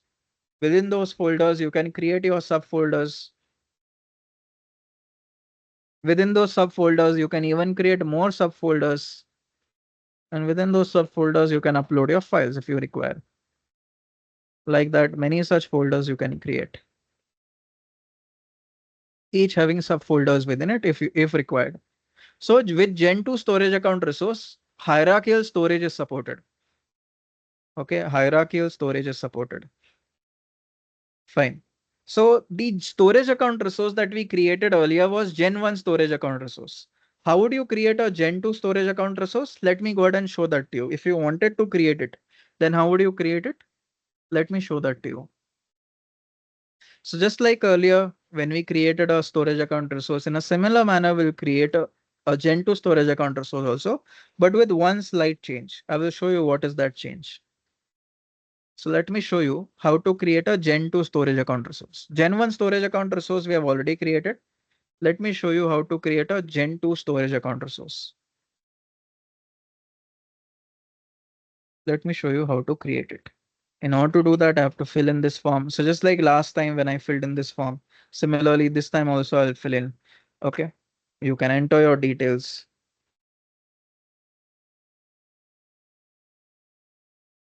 But now you have to go to next page. In the next page, there will be a field called enable hierarchical namespace. You need to enable this field. If you do that, then your storage account resource that will be created will be called Gen 2 storage account resource. If it's not enabled, then the storage account resource that will be created will be called Gen 1 storage account resource. So if you want to create Gen 2 storage account resource, enable this field and that's it. Simply create your storage account resource. Okay, fine. So that's how you create a Gen 2 storage account resource. If you want to create it, you can. Okay, but here guys, here, if you have a close look, option is given that if you have not created a Gen 2 storage account resource, it will create it for you. So second benefit of Synapse, see, one benefit of Synapse over Data Factory was that Synapse gives you data, allows you to do data engineering with code and without code both. Whereas Data Factory only allows you to do data engineering without code. So Synapse had one advantage. Second advantage is that Synapse automatically creates a link service to storage account resource, that to a Gen 2 storage account resource. So second advantage over Synapse is it automatically creates a link service to your storage account resource. Whereas in Data Factory, I had to create that link service manually, if you remember. Whereas in Synapse, that link service will automatically be created. Okay, to my storage account resource. So let me give a name to my storage account resource. So I'll call it Gen 2 storage account resource.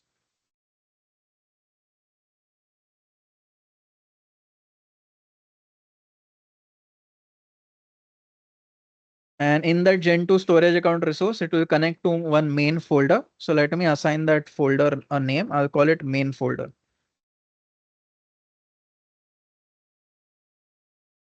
Fine. So one benefit. Okay. And by the way, you can give any name. You can call it source folder, anything that you like. Okay, fine. So one benefit of Synapse over Data Factory is that Synapse allows you to do data engineering with code, without code both. whereas Data Factory only allows you to do data engineering without code. Second benefit of Synapse is it creates a link service. It automatically creates a link service to your storage account resource, whereas in Data Factory you had to do that manually. All right. There are other differences as well, which we'll see ahead. Okay. But here, let me create a resource of Synapse service. And now I'll try to show you that the same task that I did earlier using Data Factory, same I can do it with Synapse as well. Okay, same I can do it with Synapse as well. But there are slight differences. So the same task that I did earlier using Data Factory, same I can do it with Synapse as well.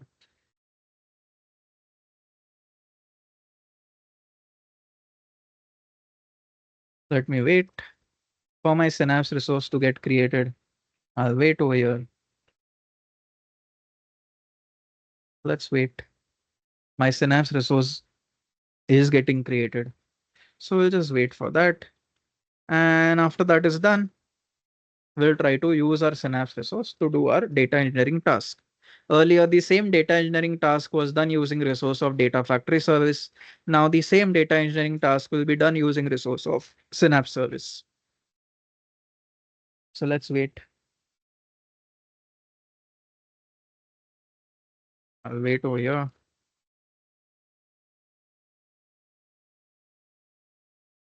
And I guess let's do one thing. Since I guess 1.5 hours has already passed, I guess it's better that I give you a break right now. Meanwhile, this resource will also get created. And once we come after the break, then my resource will be created and we'll be able to use our resource to do our task. But guys, up till now, we have done our data engineering task using Data Factory. Now, same data engineering task we will do using Synapse as well as Fabric. We'll do that after the break. But up till now, whatever we have done, is it clear to all, especially to beginners? Is it clear? Did it make sense? Was it understandable, guys, up till now? Clear? Just let me know. If you have any doubts, you can ask. Clear, Prabhakar? Okay, fine. So let's take a short break. Meanwhile, this resource will get created and then we'll come back after the break and continue with our learning. Up till now, we have done a data engineering task using Data Factory. Now the same data engineering task we'll do using Synapse and Fabric, and we'll try to understand the difference between all these services that we would have worked with. Okay, so instead of just giving you sentences, here, what we are doing, we are seeing demos. Okay, that the same task will do using Data Factory, same with Synapse, same with Fabric, and we'll see the difference. Okay, fine. So let me give you a 15-minute break. You can refresh yourself, take some tea, coffee, and then we'll be back after that. Till then, I'll just be on mute and we'll come back after the break.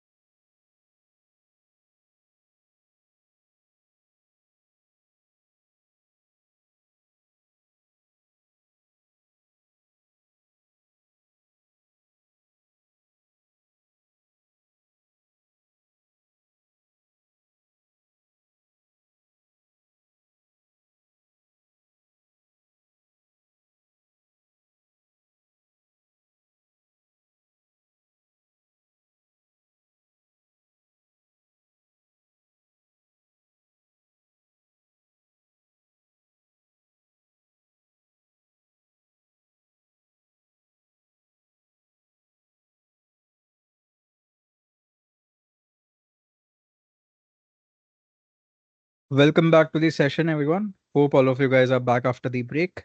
Now let's resume. So guys, before the break, we performed a data engineering task using a resource of data factory service. Now the same data engineering task will perform using a resource of Synapse service. So let me go to that resource of Synapse service. I will open the Synapse Studio. And now the same data engineering task that I did before the break, same I'll try to do after the break. Okay. So earlier, what did I do? I tried to I tried to transfer my data from source to location, right? So this time also, let me do the same exact thing. So let's suppose I have my data in my source. Let's suppose source is resource of storage account service. That's my source location.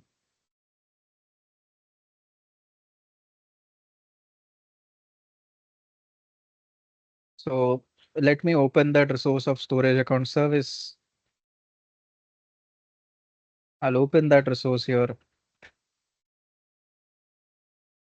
Let me open it. And here we go. Okay. In this resource of storage account service, I had a folder called source folder. And let's suppose in this folder, I have some data. Now let's assume that data is in the form of a CSV file. So I will upload my CSV file in the source location. Okay, I will upload a CSV file in this source location. Now this CSV file I want to transfer from my source location to the destination location. What is my destination location? My destination location is this table.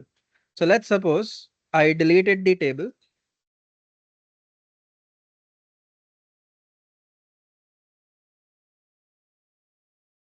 Okay, let's suppose I deleted this table.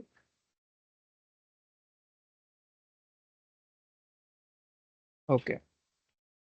Now you will see that that table no longer exists. So let me create an empty table again. I'll create an empty table. You can see an empty table has been created and currently it has 0 rows in it. So again, I want to do the same exact thing. I want to transfer the data from source location to my destination location. But to do that, I will use Synapse to perform this task. Before the break, we used Data Factory. This time I'll use Synapse. Okay, so in Synapse, how to do it? So again, if you want to build a data engineering pipeline without code, remember in Data Factory, you had to click on author button, if you remember, right? You had to click on this button called author. Whereas in Synapse, you will have to click on this button called integrate.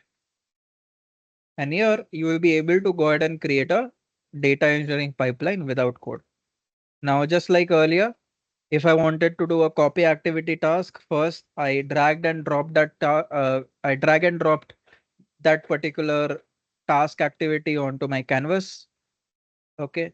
Now, in order to do this task of copy data activity, what do I want to do? First, I'll need source data set, source link service, then destination data set and destination link service. So just like I did earlier, this time also I'll do the same. So here it's asking me to create source data set. Source data set is the place which will contain details of disassembly of the source data. Okay. So I want to disassemble the data from my storage account resource. But is it a Gen 1 storage account resource, guys, or a Gen 2 storage account resource? Which storage account resource is this one? Gen 2. Gen 2, right? So I will select Gen 2 storage account resource, not Gen 1. If it was Gen 1, then I would have selected the earlier option, but this time is Gen 2. So I'll select the second option. Okay. So from my Gen 2 storage account resource, I want to disassemble the data. The data that I want to disassemble is in the form of a CSV file. Fine. So let me get data from this CSV file. Then I guess Rohit has a doubt. Yes, Rohit, you have raised your hand. Any doubt?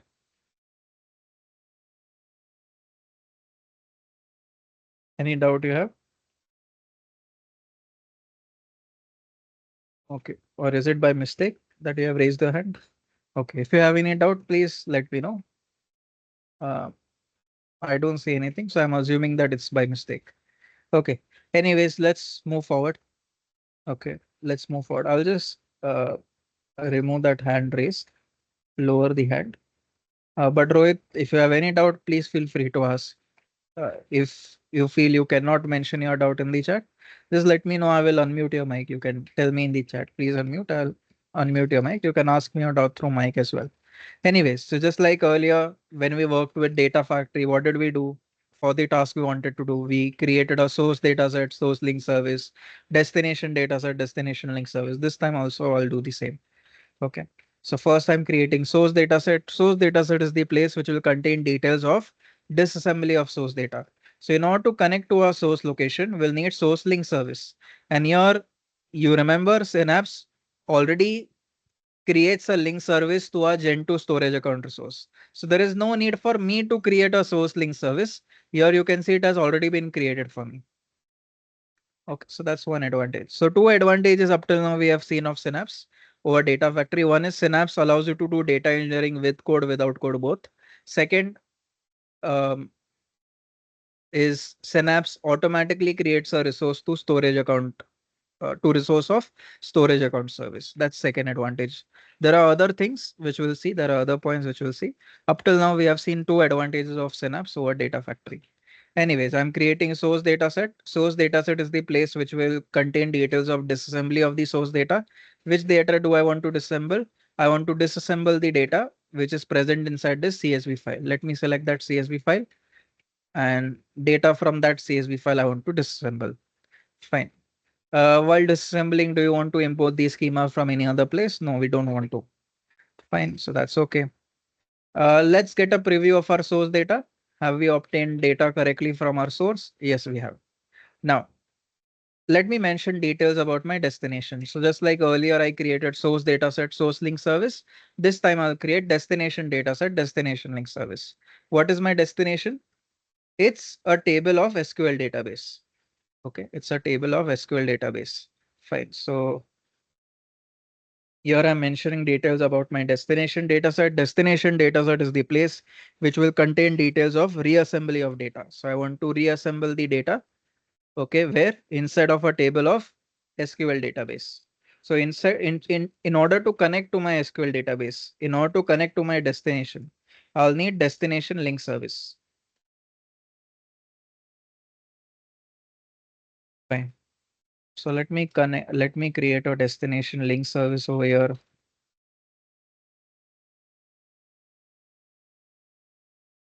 And this destination link service will link to my SQL database. SQL database is inside of SQL server.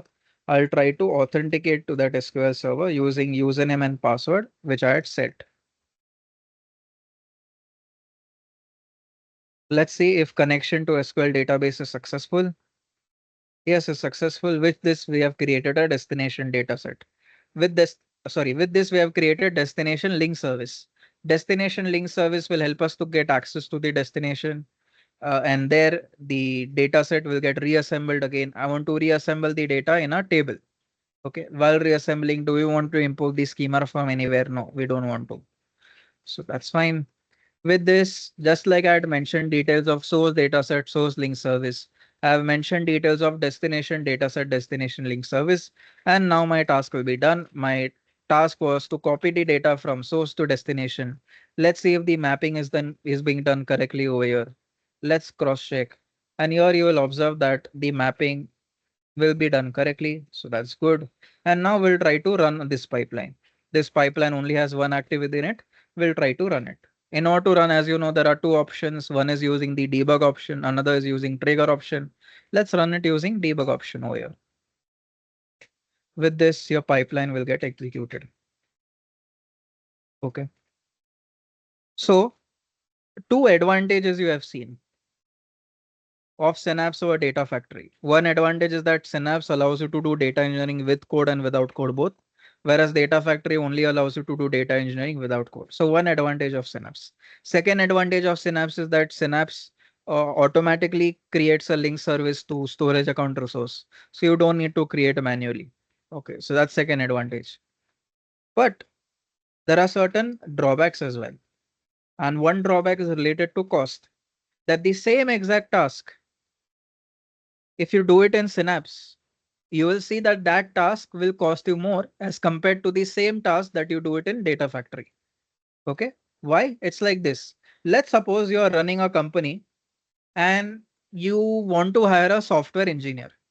You have two candidates in front of you. Okay. Let's suppose you want to hire an engineer who is able to do backend work. So you want to hire a backend developer. You want to hire a backend developer. Now for that, you have two candidates in front of you, candidate one and candidate two. Candidate one knows front end and back end both, whereas candidate two only knows back end.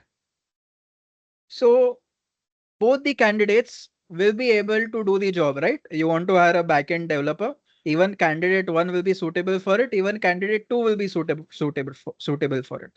But guys, which candidate will cost you more for your company? Which candidate will cost you more? In general, which candidate will cost you more? Candidate one or candidate two? In general, candidate one would cost you more, right? Because he's an all-rounder. He knows front end and back end both. So he'll ask more salary from your company, right? Similarly, guys, we have Synapse with us. Synapse allows you to do data engineering with code and without code both. Whereas Data Factory allows you to do data engineering only without code. So you will see that for the same exact task, Synapse will cost you comparatively more. Okay. So that's one drawback of Synapse. Second drawback of Synapse is that compared to Data Factory, Synapse has lesser connections available for source and destination locations. So when you will create a link service in Synapse, compared to Data Factory, it will provide lesser options. Okay, so that's the second drawback of Synapse. So two advantages, two disadvantages I have mentioned. Okay, what are the advantages of Synapse? One advantage is that Synapse allows you to do data engineering with code, without code both, whereas Data Factory only allows you to do data engineering without code. So that's one advantage. Second advantage is that Synapse allows you to Synapse basically creates a link service to a storage account resource automatically. So you don't need to create it manually. So that's second advantage. But what about disadvantages? One disadvantage is with respect to cost. That the same task, if you do it in Synapse, it will cost you more as compared to Data Factory. Okay. Second disadvantage is that Synapse offers less connections to source and destination locations as compared to Data Factory. Okay, so I've mentioned the advantages and disadvantages of Synapse over Data Factory. Okay, so over here, the same task that we did earlier using Data Factory, same task we are doing right now using Synapse. Let's see whether that task succeeded. Yes, it succeeded. Okay, and now just to cross check over here, let's see whether our data has been uploaded into the destination. Earlier in my destination, I had 0 rows. Now let's see. You can see now in my destination, rows have been inserted. Fine. So with this, I have just explained to you that the same task that you can do with Data Factory, same you can do with Synapse. Okay. Now let's do the same exact task in Fabric, which is what we are gathered here for, right? Fabric. Let's see how to do it. So in order to do it in Fabric, you have to go to the Fabric portal. Okay. So I guess it's called app.fabric. Yes. app.fabric.microsoft.com. So you have to go to this different portal. Whereas in order to work with Data Factory, Synapse, you have to work on Azure portal. But in order to work with Fabric, you have to go to a different portal. Okay, let me create a workspace over here.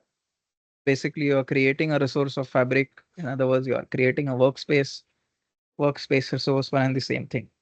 I'll call it a webinar workspace. Okay, let me create it over here. And once it gets created, I will show you how you can do the task. Now, what do you want to do? Now, you want to go ahead and create a data engineering pipeline without code. So I'll say I want to create a new item in this workspace. What is my item? I want to create a data engineering pipeline without writing any code. So let me create a data engineering pipeline. Okay. here I'll just try to copy the data from one location to another, just like I've done with other tools, with Data Factory tool, with Synapse tool. Similarly, I'll do it using Fabric tool as well. Same exact task.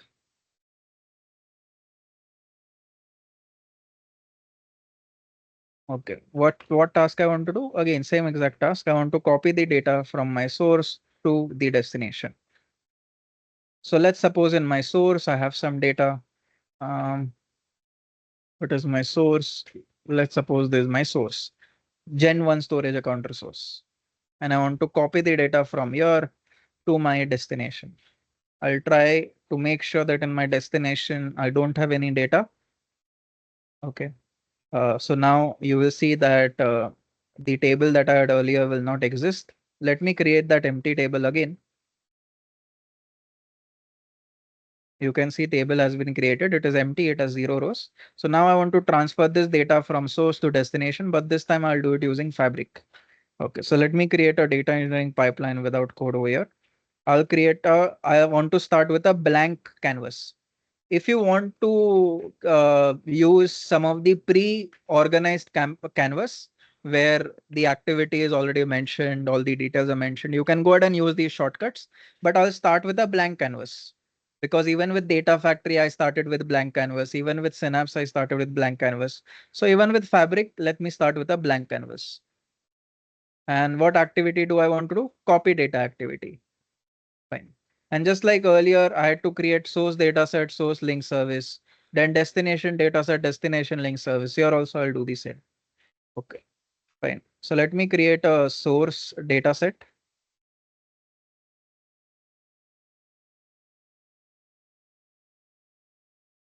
Here, one thing you will see, guys, that it will not ask you to, it will not ask you for a field of source dataset. So behind the scenes, it will manage creating that source dataset for you. Okay. So one advantage is that now you don't have to mention about your source dataset, source link service separately. Unlike what you had to do it in Data Factory and Synapse. Here you will just mention your source connection, and behind the scenes it will, figure out everything that, okay, how will your source data set will get created and everything. Okay, so here it will not explicitly ask you to mention your source data set. Fabric will figure itself out. Fine. So what is my source? My source is this resource of storage account service, right? My source is this resource of storage account service. So I'll connect to this resource of storage account service. I will give it a name. Okay. What is my name of storage account resource? My name is uh, what is the name of storage account resource? Let me take the name, copy and paste. Okay, I've mentioned the name. Now, in order to connect to the storage account resource, you will have to use an authentication approach. Let's use key-based authentication. Okay, so that you can get access to the storage account resource. So here, in order to get the key of my storage account resource, what I'll do is in the menu, I'll try to search for key. And here there's an option to see the key of our resource. Two keys are displayed. You can use any one of them, either the primary key or the secondary key. One extra key is given to you for backup purposes. Okay, so here you can take any key of your choice, copy and paste. And that's it. With this, hopefully we'll be able to connect to our source. Okay, you can test the connection if it's successful or not.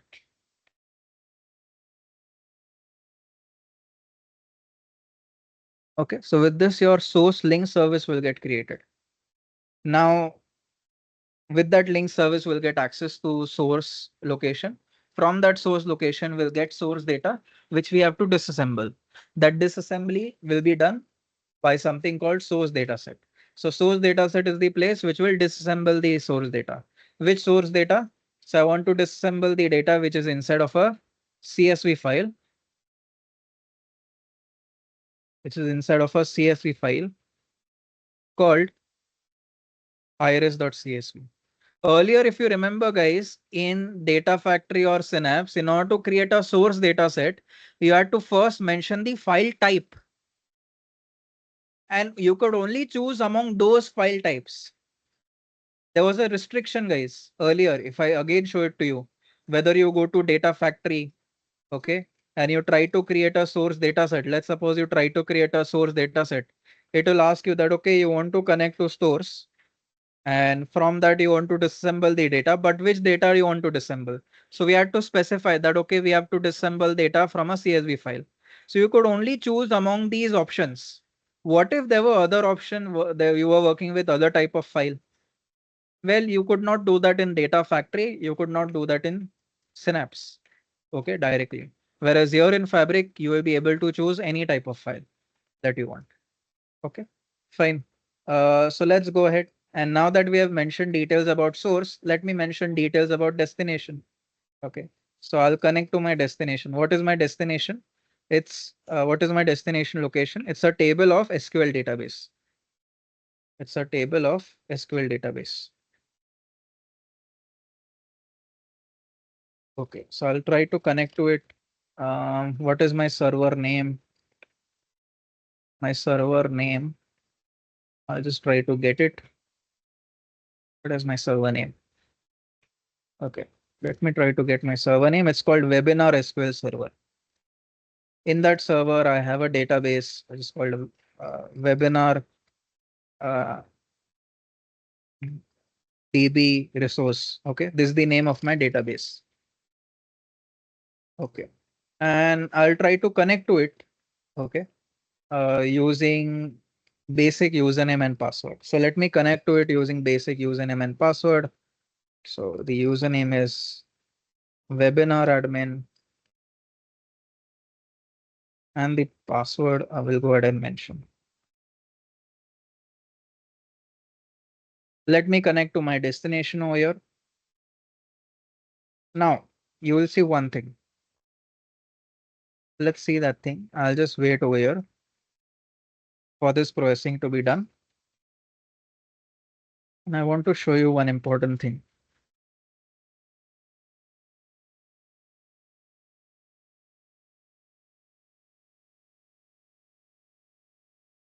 Let's see that. I'm just waiting for this processing to be done.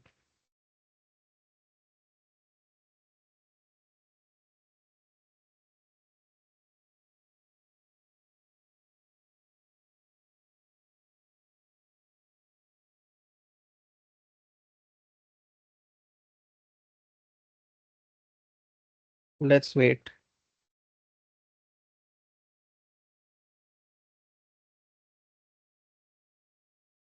You can see processing is in progress. Let's wait till then.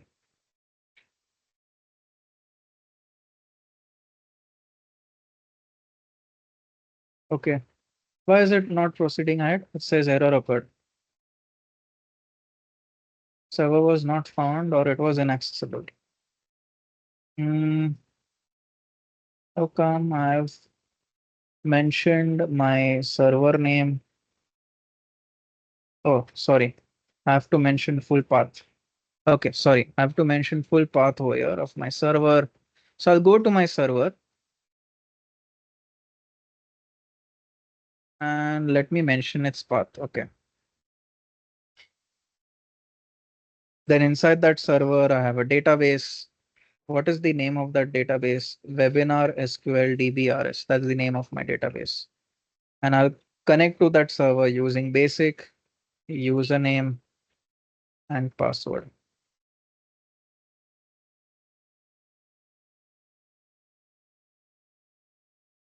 Let me connect to it. Okay, connection was successful. We'll test the connection.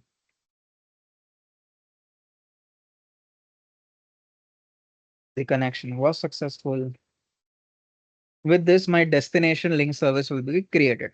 Now, using that, we'll get access to the destination location where we want to reassemble the data, and we want to reassemble the data in a table. Okay, fine. So we want to reassemble the data there. That's it. And now, if you want to run the pipeline, earlier, guys, what were the options given in Data Factory and Synapse? You had debug and trigger. Now you have run and schedule. Okay, run and schedule. So run, you will execute if you want to run the pipeline at that instance itself. Okay, Whereas if you want to schedule the execution of the pipeline at some other point of time, you can go ahead and do that. If you want to schedule at some other point of time, you can go ahead and schedule the execution at some other point in time as well. I'll just wait for this page to load and you can go ahead and schedule the execution at any point in time that you want to run the pipeline every 15 minutes starting from this date up till some other date. Okay, so you can go ahead and schedule the execution of the pipeline. If you want to run the pipeline at that instance itself, you can go ahead and run it at that instance itself. But you will see trigger. Guys, this is not related to scheduling. Here, unlike in Data Factory and Synapse, where trigger button allowed you to schedule, here trigger button won't allow you to schedule. Here, you're basically setting a condition that run this pipeline based on a certain execution of an item. So in your Fabric workspace, if certain item gets executed, then after that item, if you want to run this pipeline, you can do it. So based on which event do you want to execute this pipeline? So you can select the event of your choice. Okay, that run this pipeline based on a certain event. So if some event, if you created a job, okay, some task you ran in uh, Fabric, that task was successful or that task was failed. Based on that status, let's suppose you want to run this pipeline only if that task failed. So you will say, okay, if that task fails, then go ahead and run this pipeline. So if you want to run the pipeline based on a certain condition, that okay, if this condition satisfies, then run the pipeline. Then you can go ahead and click on trigger button to do that. Fine. But here in order to run the pipeline, there are two main buttons, run and schedule. Run button will allow you to run the pipeline at that instance itself. Schedule button will allow you to schedule the execution at some other point in time. Let me click on run button. Okay. And here with both schedule and run, it will ask you to save the changes. Unlike in Data Factory and Synapse, where even without saving the pipeline, you are able to run. Here in Fabric, you won't be able to do that. So here, let me go ahead and let me do one thing. Here it says there is a mistake. Okay, it says destination must be binary when source is of binary format. Uh, Let me go to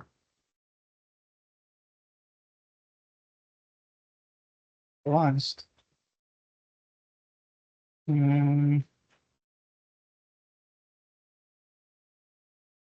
Things.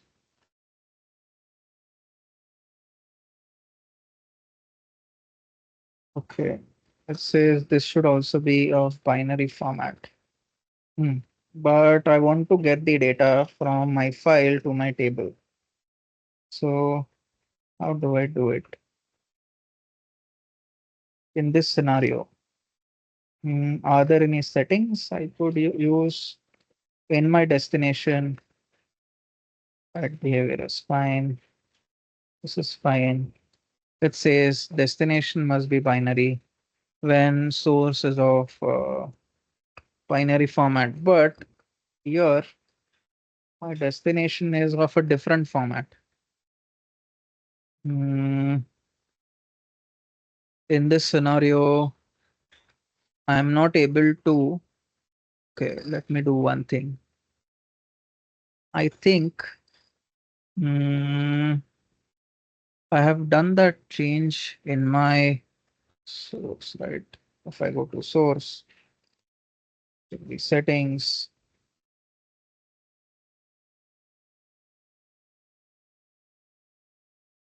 compression, that's fine. Okay, so here in my source, no further settings are mentioned. Okay. So here it says if your source is of binary format, then your destination should also be of binary format. Okay.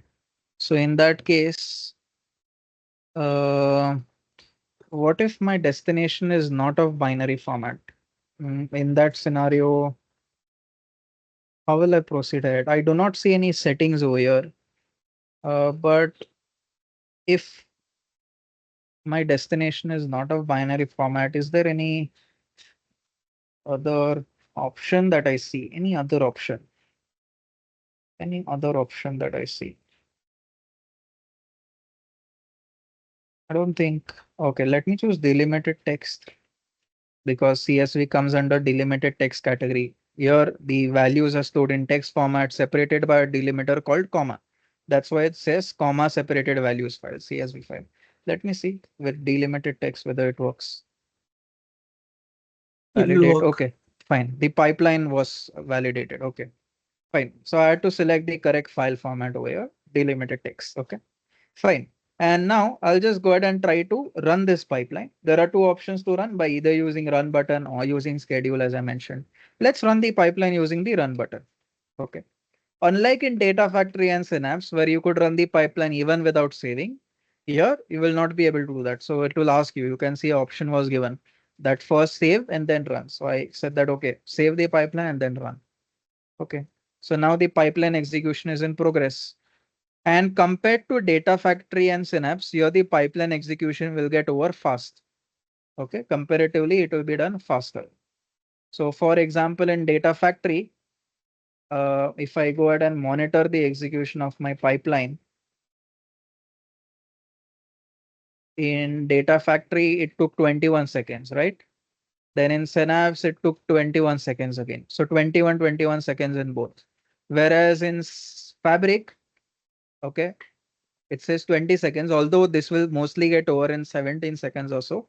But usually you will observe that Fabric will be comparatively faster. Okay, Fabric will be comparatively faster.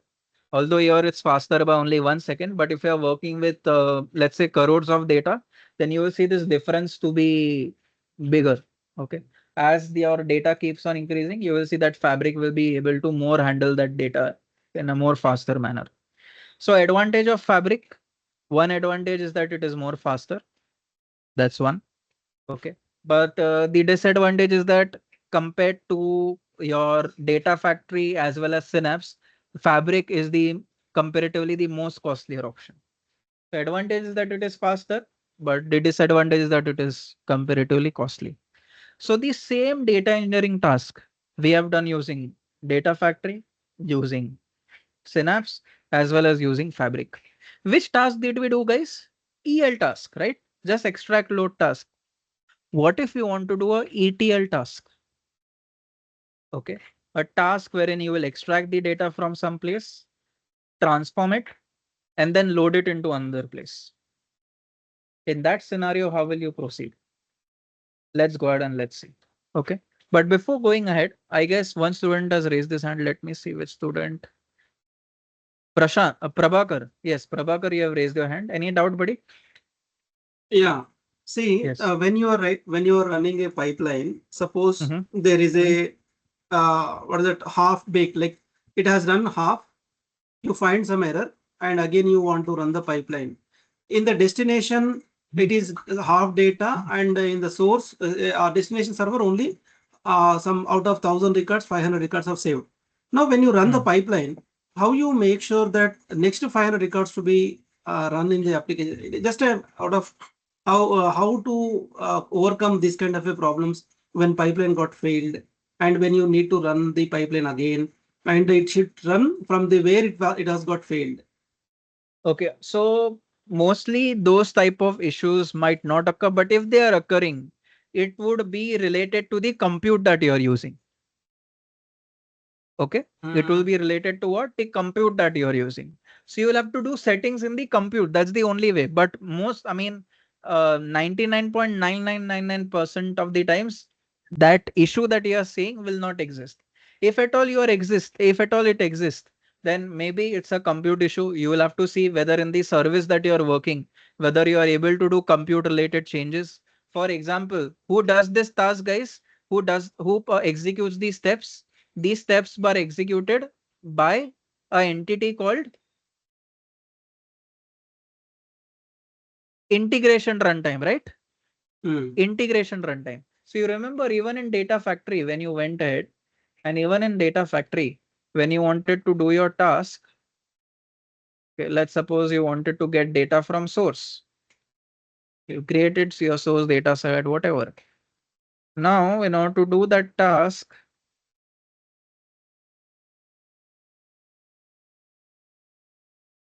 you can see it gives you an option of integration runtime.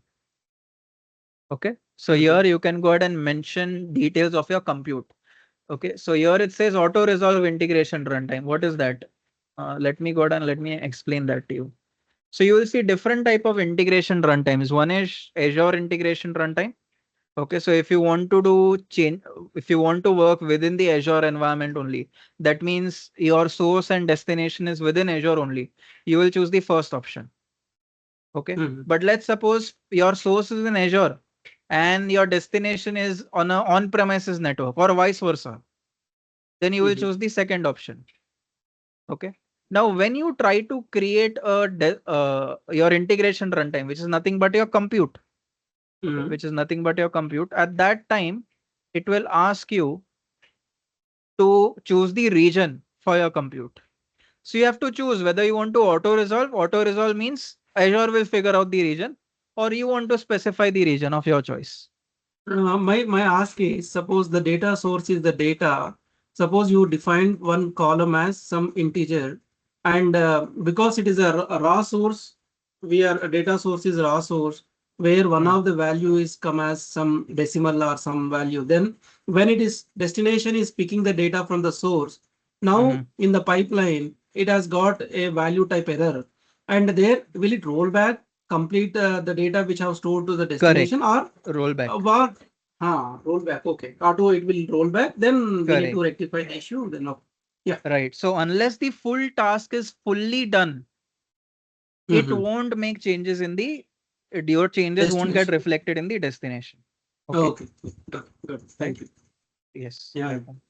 And if you feel that okay, there is some error, it, I mean that error that you spoke about, it would happen in very, very exceptional cases. But if it happens, you have to make a change in your compute settings to the And small, medium, this large count. rollback is auto rollback, or do we need to set Auto up rollback.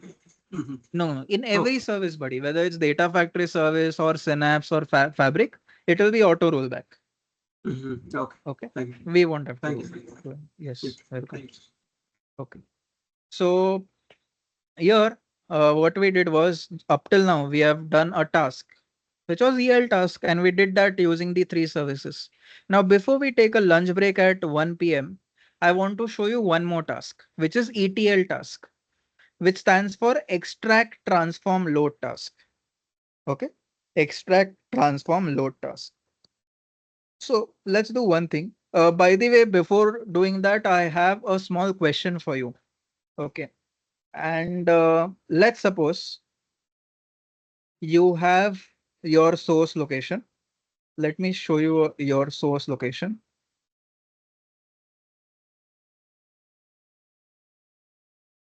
It's your Gen 1 storage account resource. And here you have a folder called source. Okay, let me go inside. And let me show you the destination location. Let's suppose this time the destination is the same storage account resource. So from the same storage account resource, you want to get the data and put it in the same storage account resource. So source location, destination location is, let's suppose, the same. Okay. Let's suppose source location and destination location is the same. It's just that in that location, there are different folders. Okay. So let's suppose you want to get the data from source folder of your storage account resource and put it into destination folder of the same storage account resource. Okay. So let's suppose your storage account resource is the same. Okay. Your storage account resource is the same. Let me show you those storage account resource in two separate tabs. I've already opened it in one tab. Let me show it to you in another tab also.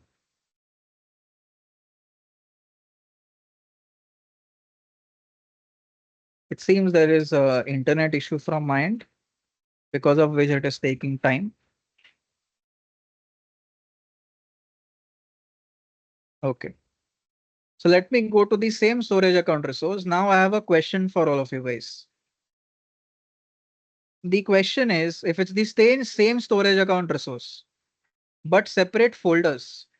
Let's suppose your source data you're getting from source folder, your destination is this destination folder. In that scenario, guys, if your source location and destination location is the same, then will I need to create two separate link services, or will one separate link service work? Or with one single link service work? One single Since the link source and service. destination is same, one link service Correct. is enough. Correct. So one single link service. Perfect. So as Prabhakar, Pragna, and Pradeep have rightly mentioned, one single link service. But what about data sets, source data set and destination data set? My source data set will contain details of disassembly of data. I want to disassemble the data from this folder. So I'll mention details of source data set, that okay, disassemble the data from that folder.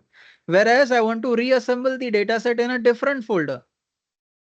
So guys, here can I say my data sets will be different? Source data set and destination data set will be different, right? My link service will be the same, but my data sets will be different. Okay, fine. Just to prove it to you, we'll create one pipeline like that. And I guess after that, I will have to give you lunch break. And then after the lunch break, we'll continue our learning. Okay, remember today what we are going to do, guys. We'll see I will show you how to use Fabric without code. I will show you how to use Fabric with code. Okay, so how to do data engineering without code, how to do data engineering with code.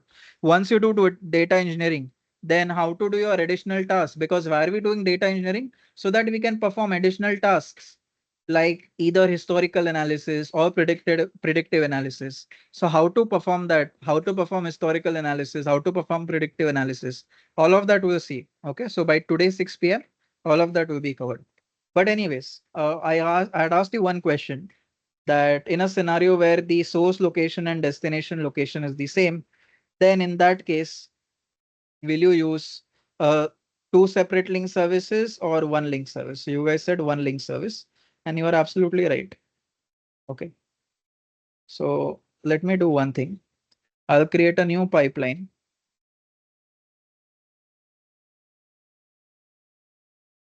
Let me create a new one. This time also I want to do the same task, copy data task. Okay. And here my source data set. If I want to reuse it, I can. If you want to create a new one, it's up to you. You can go ahead and create a new one. So your source data set is the place where disassembly of data happens. You want to disassemble the data from a resource of storage account service, and the data that I want to disassemble is in the form of a CSV file. Okay, so here I'm mentioning details of source data set. But in order to connect to source, we'll need access to source location. So we'll need source link service. Okay, so the same source link service that I created earlier, same one would work. Same one would work. Okay, with that, we'll get access to the source location. And from that source location, I want to disassemble the data, which is inside of a file called iris.csv. Fine. Let's go ahead and let's get a preview of our source data. If we have obtained data from source, yes. And let's suppose I want to transfer it to destination. Okay, so let me create a destination data set. So I want to disassemble the data in the same storage account resource, right? But in a different folder. Okay. Same storage account resource and in the form of a CSV file only, but in a different folder.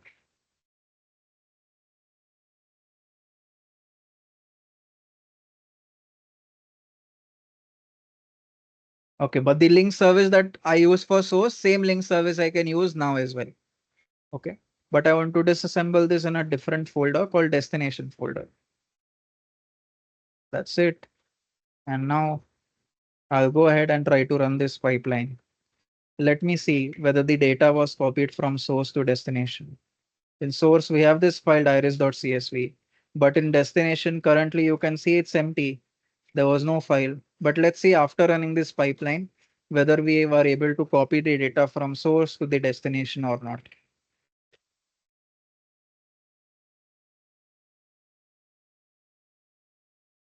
Let's wait. Okay, we were able to do it. And now if you go ahead and have a look in your destination, you will see the file has been copied exactly like you wanted. So this was just to prove that you can reuse your link services. If you want to reuse your data sets, even your data sets you can reuse. Okay. So whether you want to reuse your source data set or source link service, or whether you want to reuse your destination data set, destination link service, you can reuse. And that applies to all these services. Whether I'm talking about data factory service or Synapse service or Fabric service, you can reuse these uh, entities that you create. Okay, fine. So with this, we have learned how to do a simple EL task. Now let's see how to do a ETL task. Okay, so we'll extract the data from one place, transform it as we require, and then load it into the destination. Let's see how to do it. We'll start by doing it in uh, data factory. Okay, we'll start by doing it in data factory. So let me do one thing. My destination folder, let me now keep it empty. Fine. So this same task I'll do, I'll copy the data from source, load it into destination, but in between I'll do one transformation. Okay, it's depends upon me what transformation I want to do. Fine. So let me create a pipeline over here. Now what task I want to do? I want to do a ETL task. If you want to do ETL task, you have to choose this activity called data flow activity. Whereas if you only want to do EL task, that means extract and load task, then you can choose copy data activity. But if you want to do ETL task, in that scenario, you have to choose data flow activity. Okay. So let me choose data flow activity. Let me drag and drop that activity onto the canvas. Okay. And now within this activity, you will try to have sub activities. So let me insert new sub activities. First, I will try to get data from source. Okay. First, I will try to get data from source. So guys, here I'm being asked to mention details about, so this from my source folder, right? Okay, so here it's asking me to create a source data set. I already have a source data set earlier. Same source data set I can reuse. Just like I'd explained to you, if you want to reuse the same source data set, you can reuse. The ones that you have created earlier, if you want to reuse the same, you can. Okay. Now let me get a preview of the source data, but it says in order to see the preview, you have to enable this option called data flow debug. So let me enable this option. This will take around 3 to 4 minutes. So we'll have to wait till then. And after that, we'll be able to see a preview of our source data. Okay, so we'll just check whether we have obtained data correctly from the source or not. Just check whether the data we have obtained correctly from our source or not. So let's see. Let's wait. By the way, guys, here while creating your data set, it gives you two options. Another is inline data set option. What is that? See, otherwise, if you create a data set normally, whether it's source data set or destination data set, those data sets you can reuse.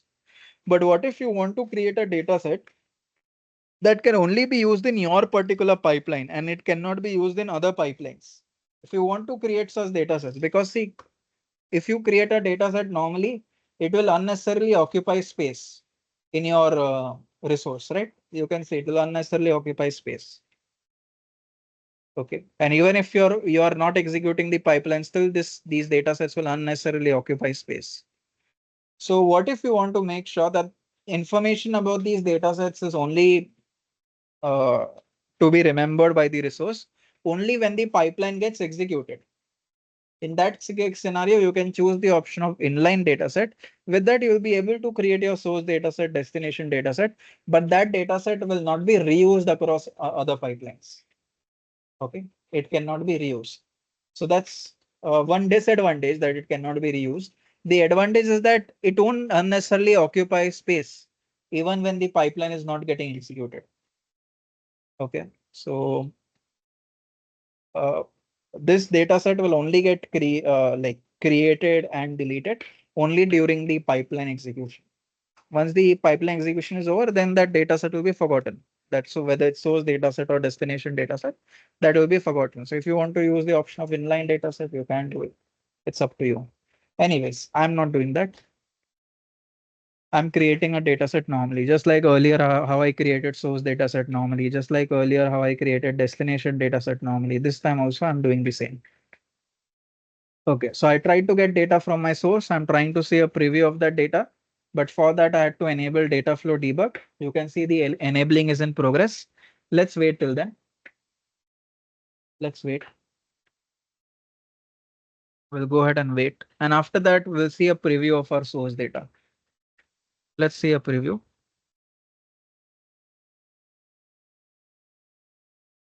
We'll have to wait for around 1 or 2 minutes. And then soon we'll be able to see preview of our source data. Let's see whether our data was correctly obtained from our source or not. We'll try to see that. Smith, I have one ask. Can I? Yes, yes, yes, sure. Now the destination got the data, and every second or every minute data is through pipeline data is stored, okay, in the destination. Now Mhm. from there the visualization only Power BI or any data visualization only that the way you present, right? Or is there any in the same what is that Azure that board, do we have any other visualizations? Talking about visualization, you will see going forward that we'll talk about that. But just to mention it to you in 2 sentences. Remember, in Data Factory, there is no way you will be able to visualize your data. Okay, but in Synapse, Okay. in Databricks, in Fabric, Mhm. they will give Mhm. their own inbuilt mechanisms to visualize data through graphs, Oh, out of okay. which Fabric will provide you an even better experience. Mhm. Okay. But yes, talking about the 4 data engineering services that we have mentioned, and you are saying that where visualization will be allowed. Well, yes, inbuilt mechanism is there in 3 out of these 4 services to visualize data through graphs. Okay. Yeah, that graph And can be shared to anyone, the final output, correct, or it can okay. be shared to anyone. But these services will have slight limitations. So you Yeah, will see understood. that Databricks will have certain limitations. Synapse will be better than Databricks. Then Fabric will be Mhm. even better than Synapse. Okay, got it. Okay. Thank you. Fabric is the best among those. Yes, welcome. Yeah. So as we proceed ahead in the lecture, we'll be able to see demo, and through demo, we'll be able to validate this sentence that we mentioned. Yeah, sure. Thank you. Yes, welcome. All right. So guys, here I just tried to obtain data from source. I'm trying to see a preview of that source data.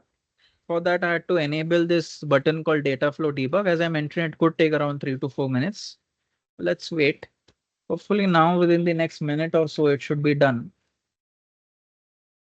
Nothing to worry about unless and until we get an error. If it's taking time, fine. Nothing to worry about.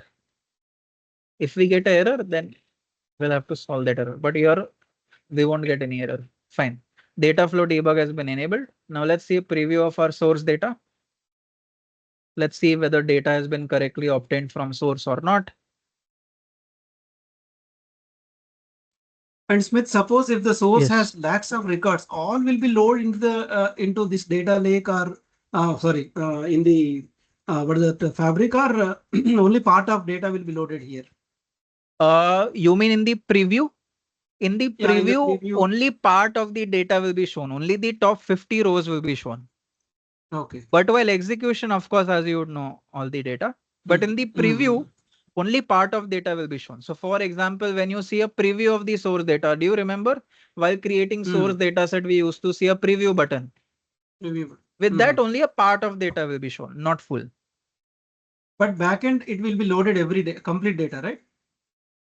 Uh, in the backend, see what will happen is uh, unless and until the pipeline gets fully executed, full data will Mhm. not be loaded. Like it will not store Mhm. information of full data.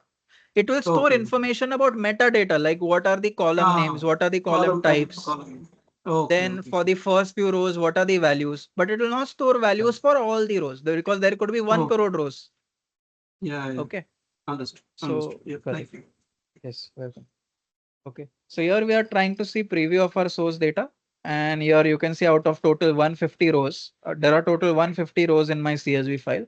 Out of that, for around 100 rows, I'm able to see the preview. Okay, fine. Remember there are total 150 rows, but not for all total 150 rows I was able to see the preview. Only for few number of rows you'll be able to see the preview. Okay, fine. So we obtain data from source, but it says over here 0 columns. Why? There should be 6 columns. I'll keep it as it is. I will show you how to solve this. And now, without solving, what issue you will get forward. Okay. So currently there is a issue, which is that if I just hover over this sub activity, it says there is 0 columns. Here this sub activity is getting data from source, and there it says 0 columns obtained from source. So fine, let's proceed. You will see a issue because of that. Then we'll see how to avoid that issue. Okay, so fine, I have extracted data from source. Now I want to transform it. What do I want to do? Let's suppose I want to create a new column. So I already have columns like sepal length and sepal width. Using these columns, I want to create a column called sepal area. So I want to derive a new column called sepal area. Okay, sepal area. And in order to create it, I will mention a expression. That means I'll mention a code. So I will say, take the values from sepal length column and sepal width column, multiply it. That's how you will get sepal area. So in order to take value of these columns, I should get their information in schema. But now when I click on schema, it gives me a blank page. Why? Because here this sub activity is getting data from the previous sub activity, and in the previous sub activity it showed 0 columns. That's why in the next sub activity also schema of 0 columns was passed. So how to pass information about columns from one activity to another? Here it says 0 columns. So here it has metadata information of 0 columns. That's why in the next activity also metadata of 0 columns was passed. So how to solve this issue? So go to your first sub activity where it says 0 columns. There, go to projection and click on this button called import projection. Once you click on this button, it will take a few seconds. And then after that, you will be able to see one good thing. I'll just wait for this import projection button to fully get executed. And now you see one good thing, which is that now on your sub activity, you can also see metadata of your columns. So it says that, okay, now in your first sub activity, you have total 6 columns. If you want to change the type, you can go ahead and change the type if you want to. I won't do that. Okay, but now coming to the next sub activity, I wanted to create a 7th column called sepal area. How to create that column? So over here, I will say that take the values from sepal length column, multiply it with the values of sepal width column. That's how you will get the area. Let me save this expression. And based on that, I will try to have a preview of this new column that I'm inserting. Let me have a preview of this new column that I'm inserting.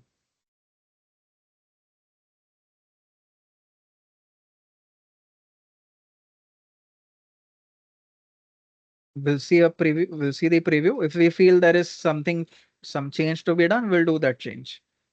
Let's see a preview, and you are able to see the values in sepal area column. But now I want to do one thing. You can see I'm getting some values which have lots of decimal digits.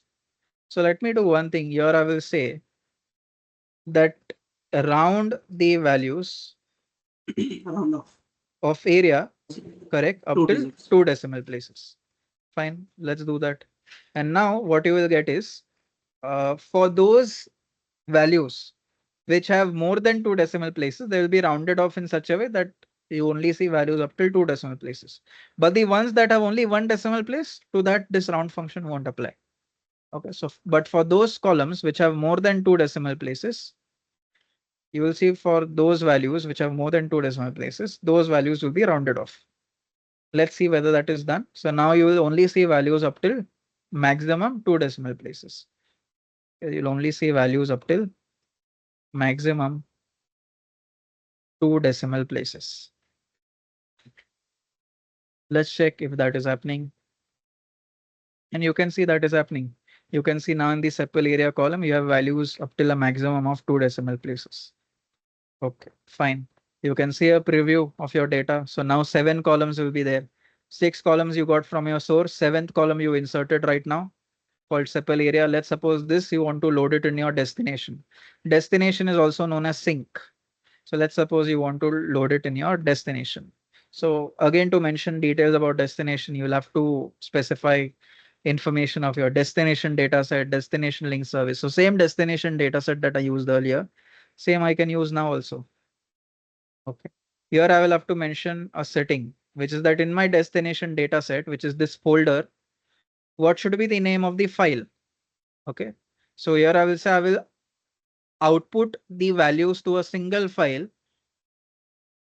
And what should be the name of that file? I will choose a name of my choice. Webinar iris.csv. You can choose any name, doesn't matter. And that's it. You can check the mapping whether the source information of source was correctly passed to your destination. If that's okay, then that's it. You can have a preview of the data, how it will look like in the destination. If you feel the data is the preview is also as per your liking, then you can go ahead and execute this pipeline. Okay, let's see whether the data preview of our destination is as per our liking. We wanted 7 columns. Do we have those 7 columns? And yes, we do have 7 columns exactly like we want. Fine. Now we can go ahead and execute this pipeline. So I'll just save all these changes first. Let me save all these changes.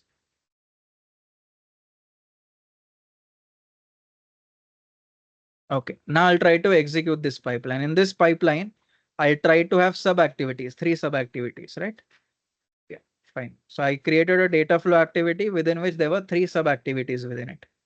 Okay, let me try to execute this pipeline. You can execute it using either debug button or trigger button. Let me execute it using debug button.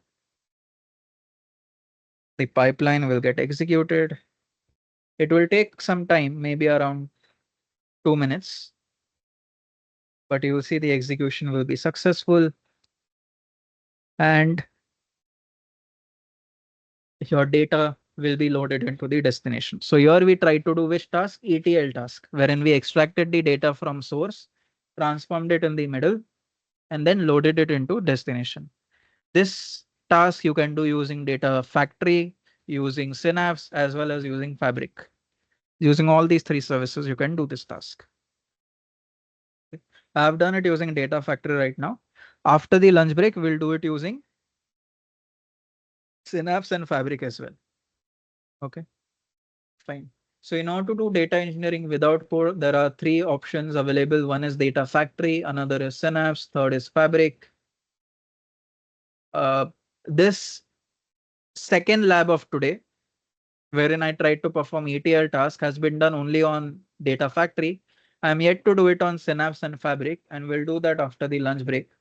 Till then, I'm just checking whether this task that I did on data factory, whether that task was successful. Okay, it will take a few minutes because your event transformation is supposed to be done. So it will take some time. But you can see that this time is very frustrating, right? So is there a way to lower this time? All of that we'll see ahead.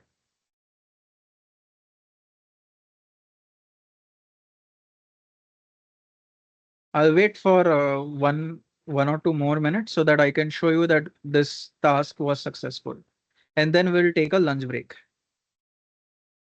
Okay, after that we'll Smith, take a lunch break. Yes. one ask, this extract is over, then you transformed and loaded into the same what is the destination, same source, other file. Okay, now Other folder. this other folder. Now this one can be given to the other source, other destination, right? Like you need to run your one more file. You could upload it to your SQL database. Your destination could be anything. Anything. Okay.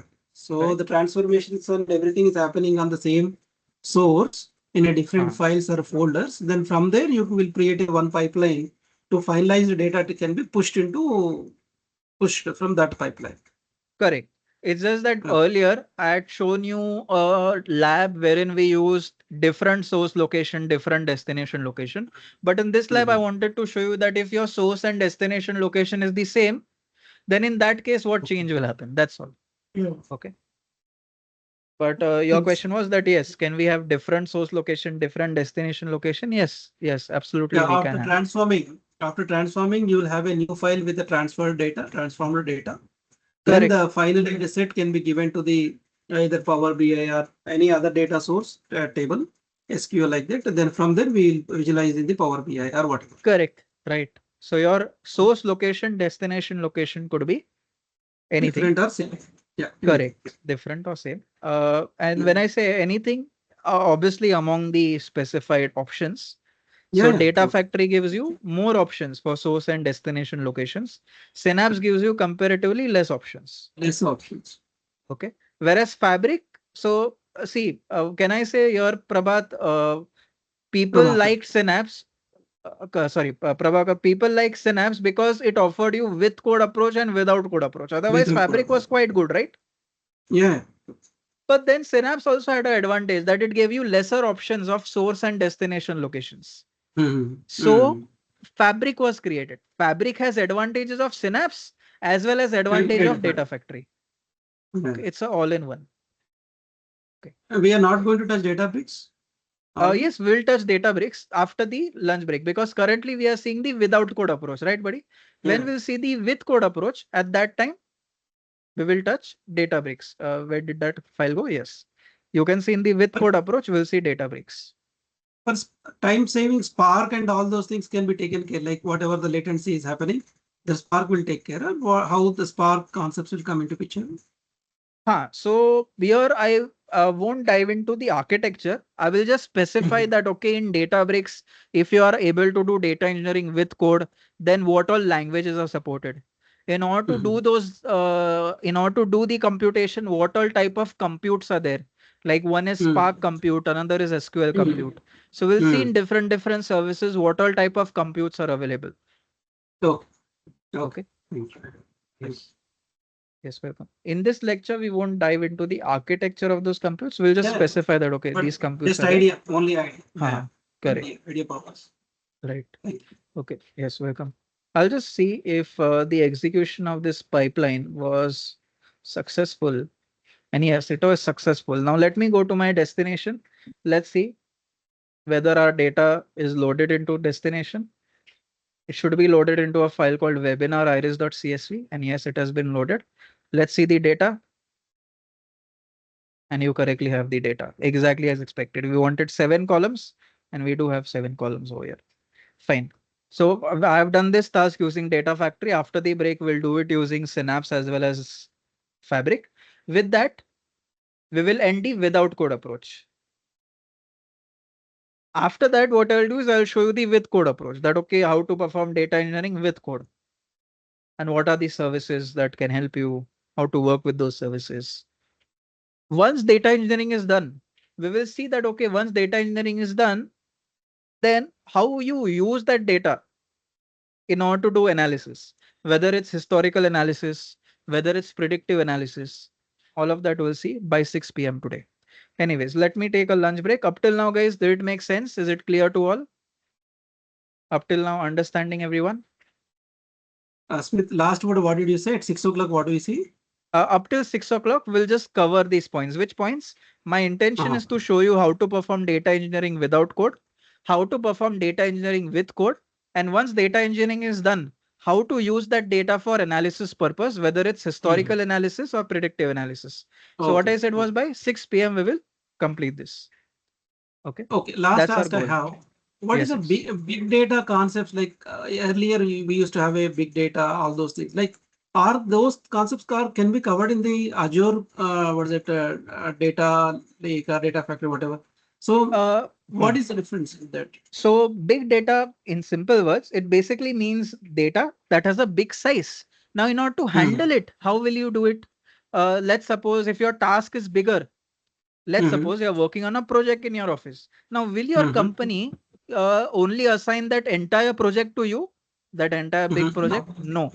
they will distribute that task across multiple employees, multiple engineers.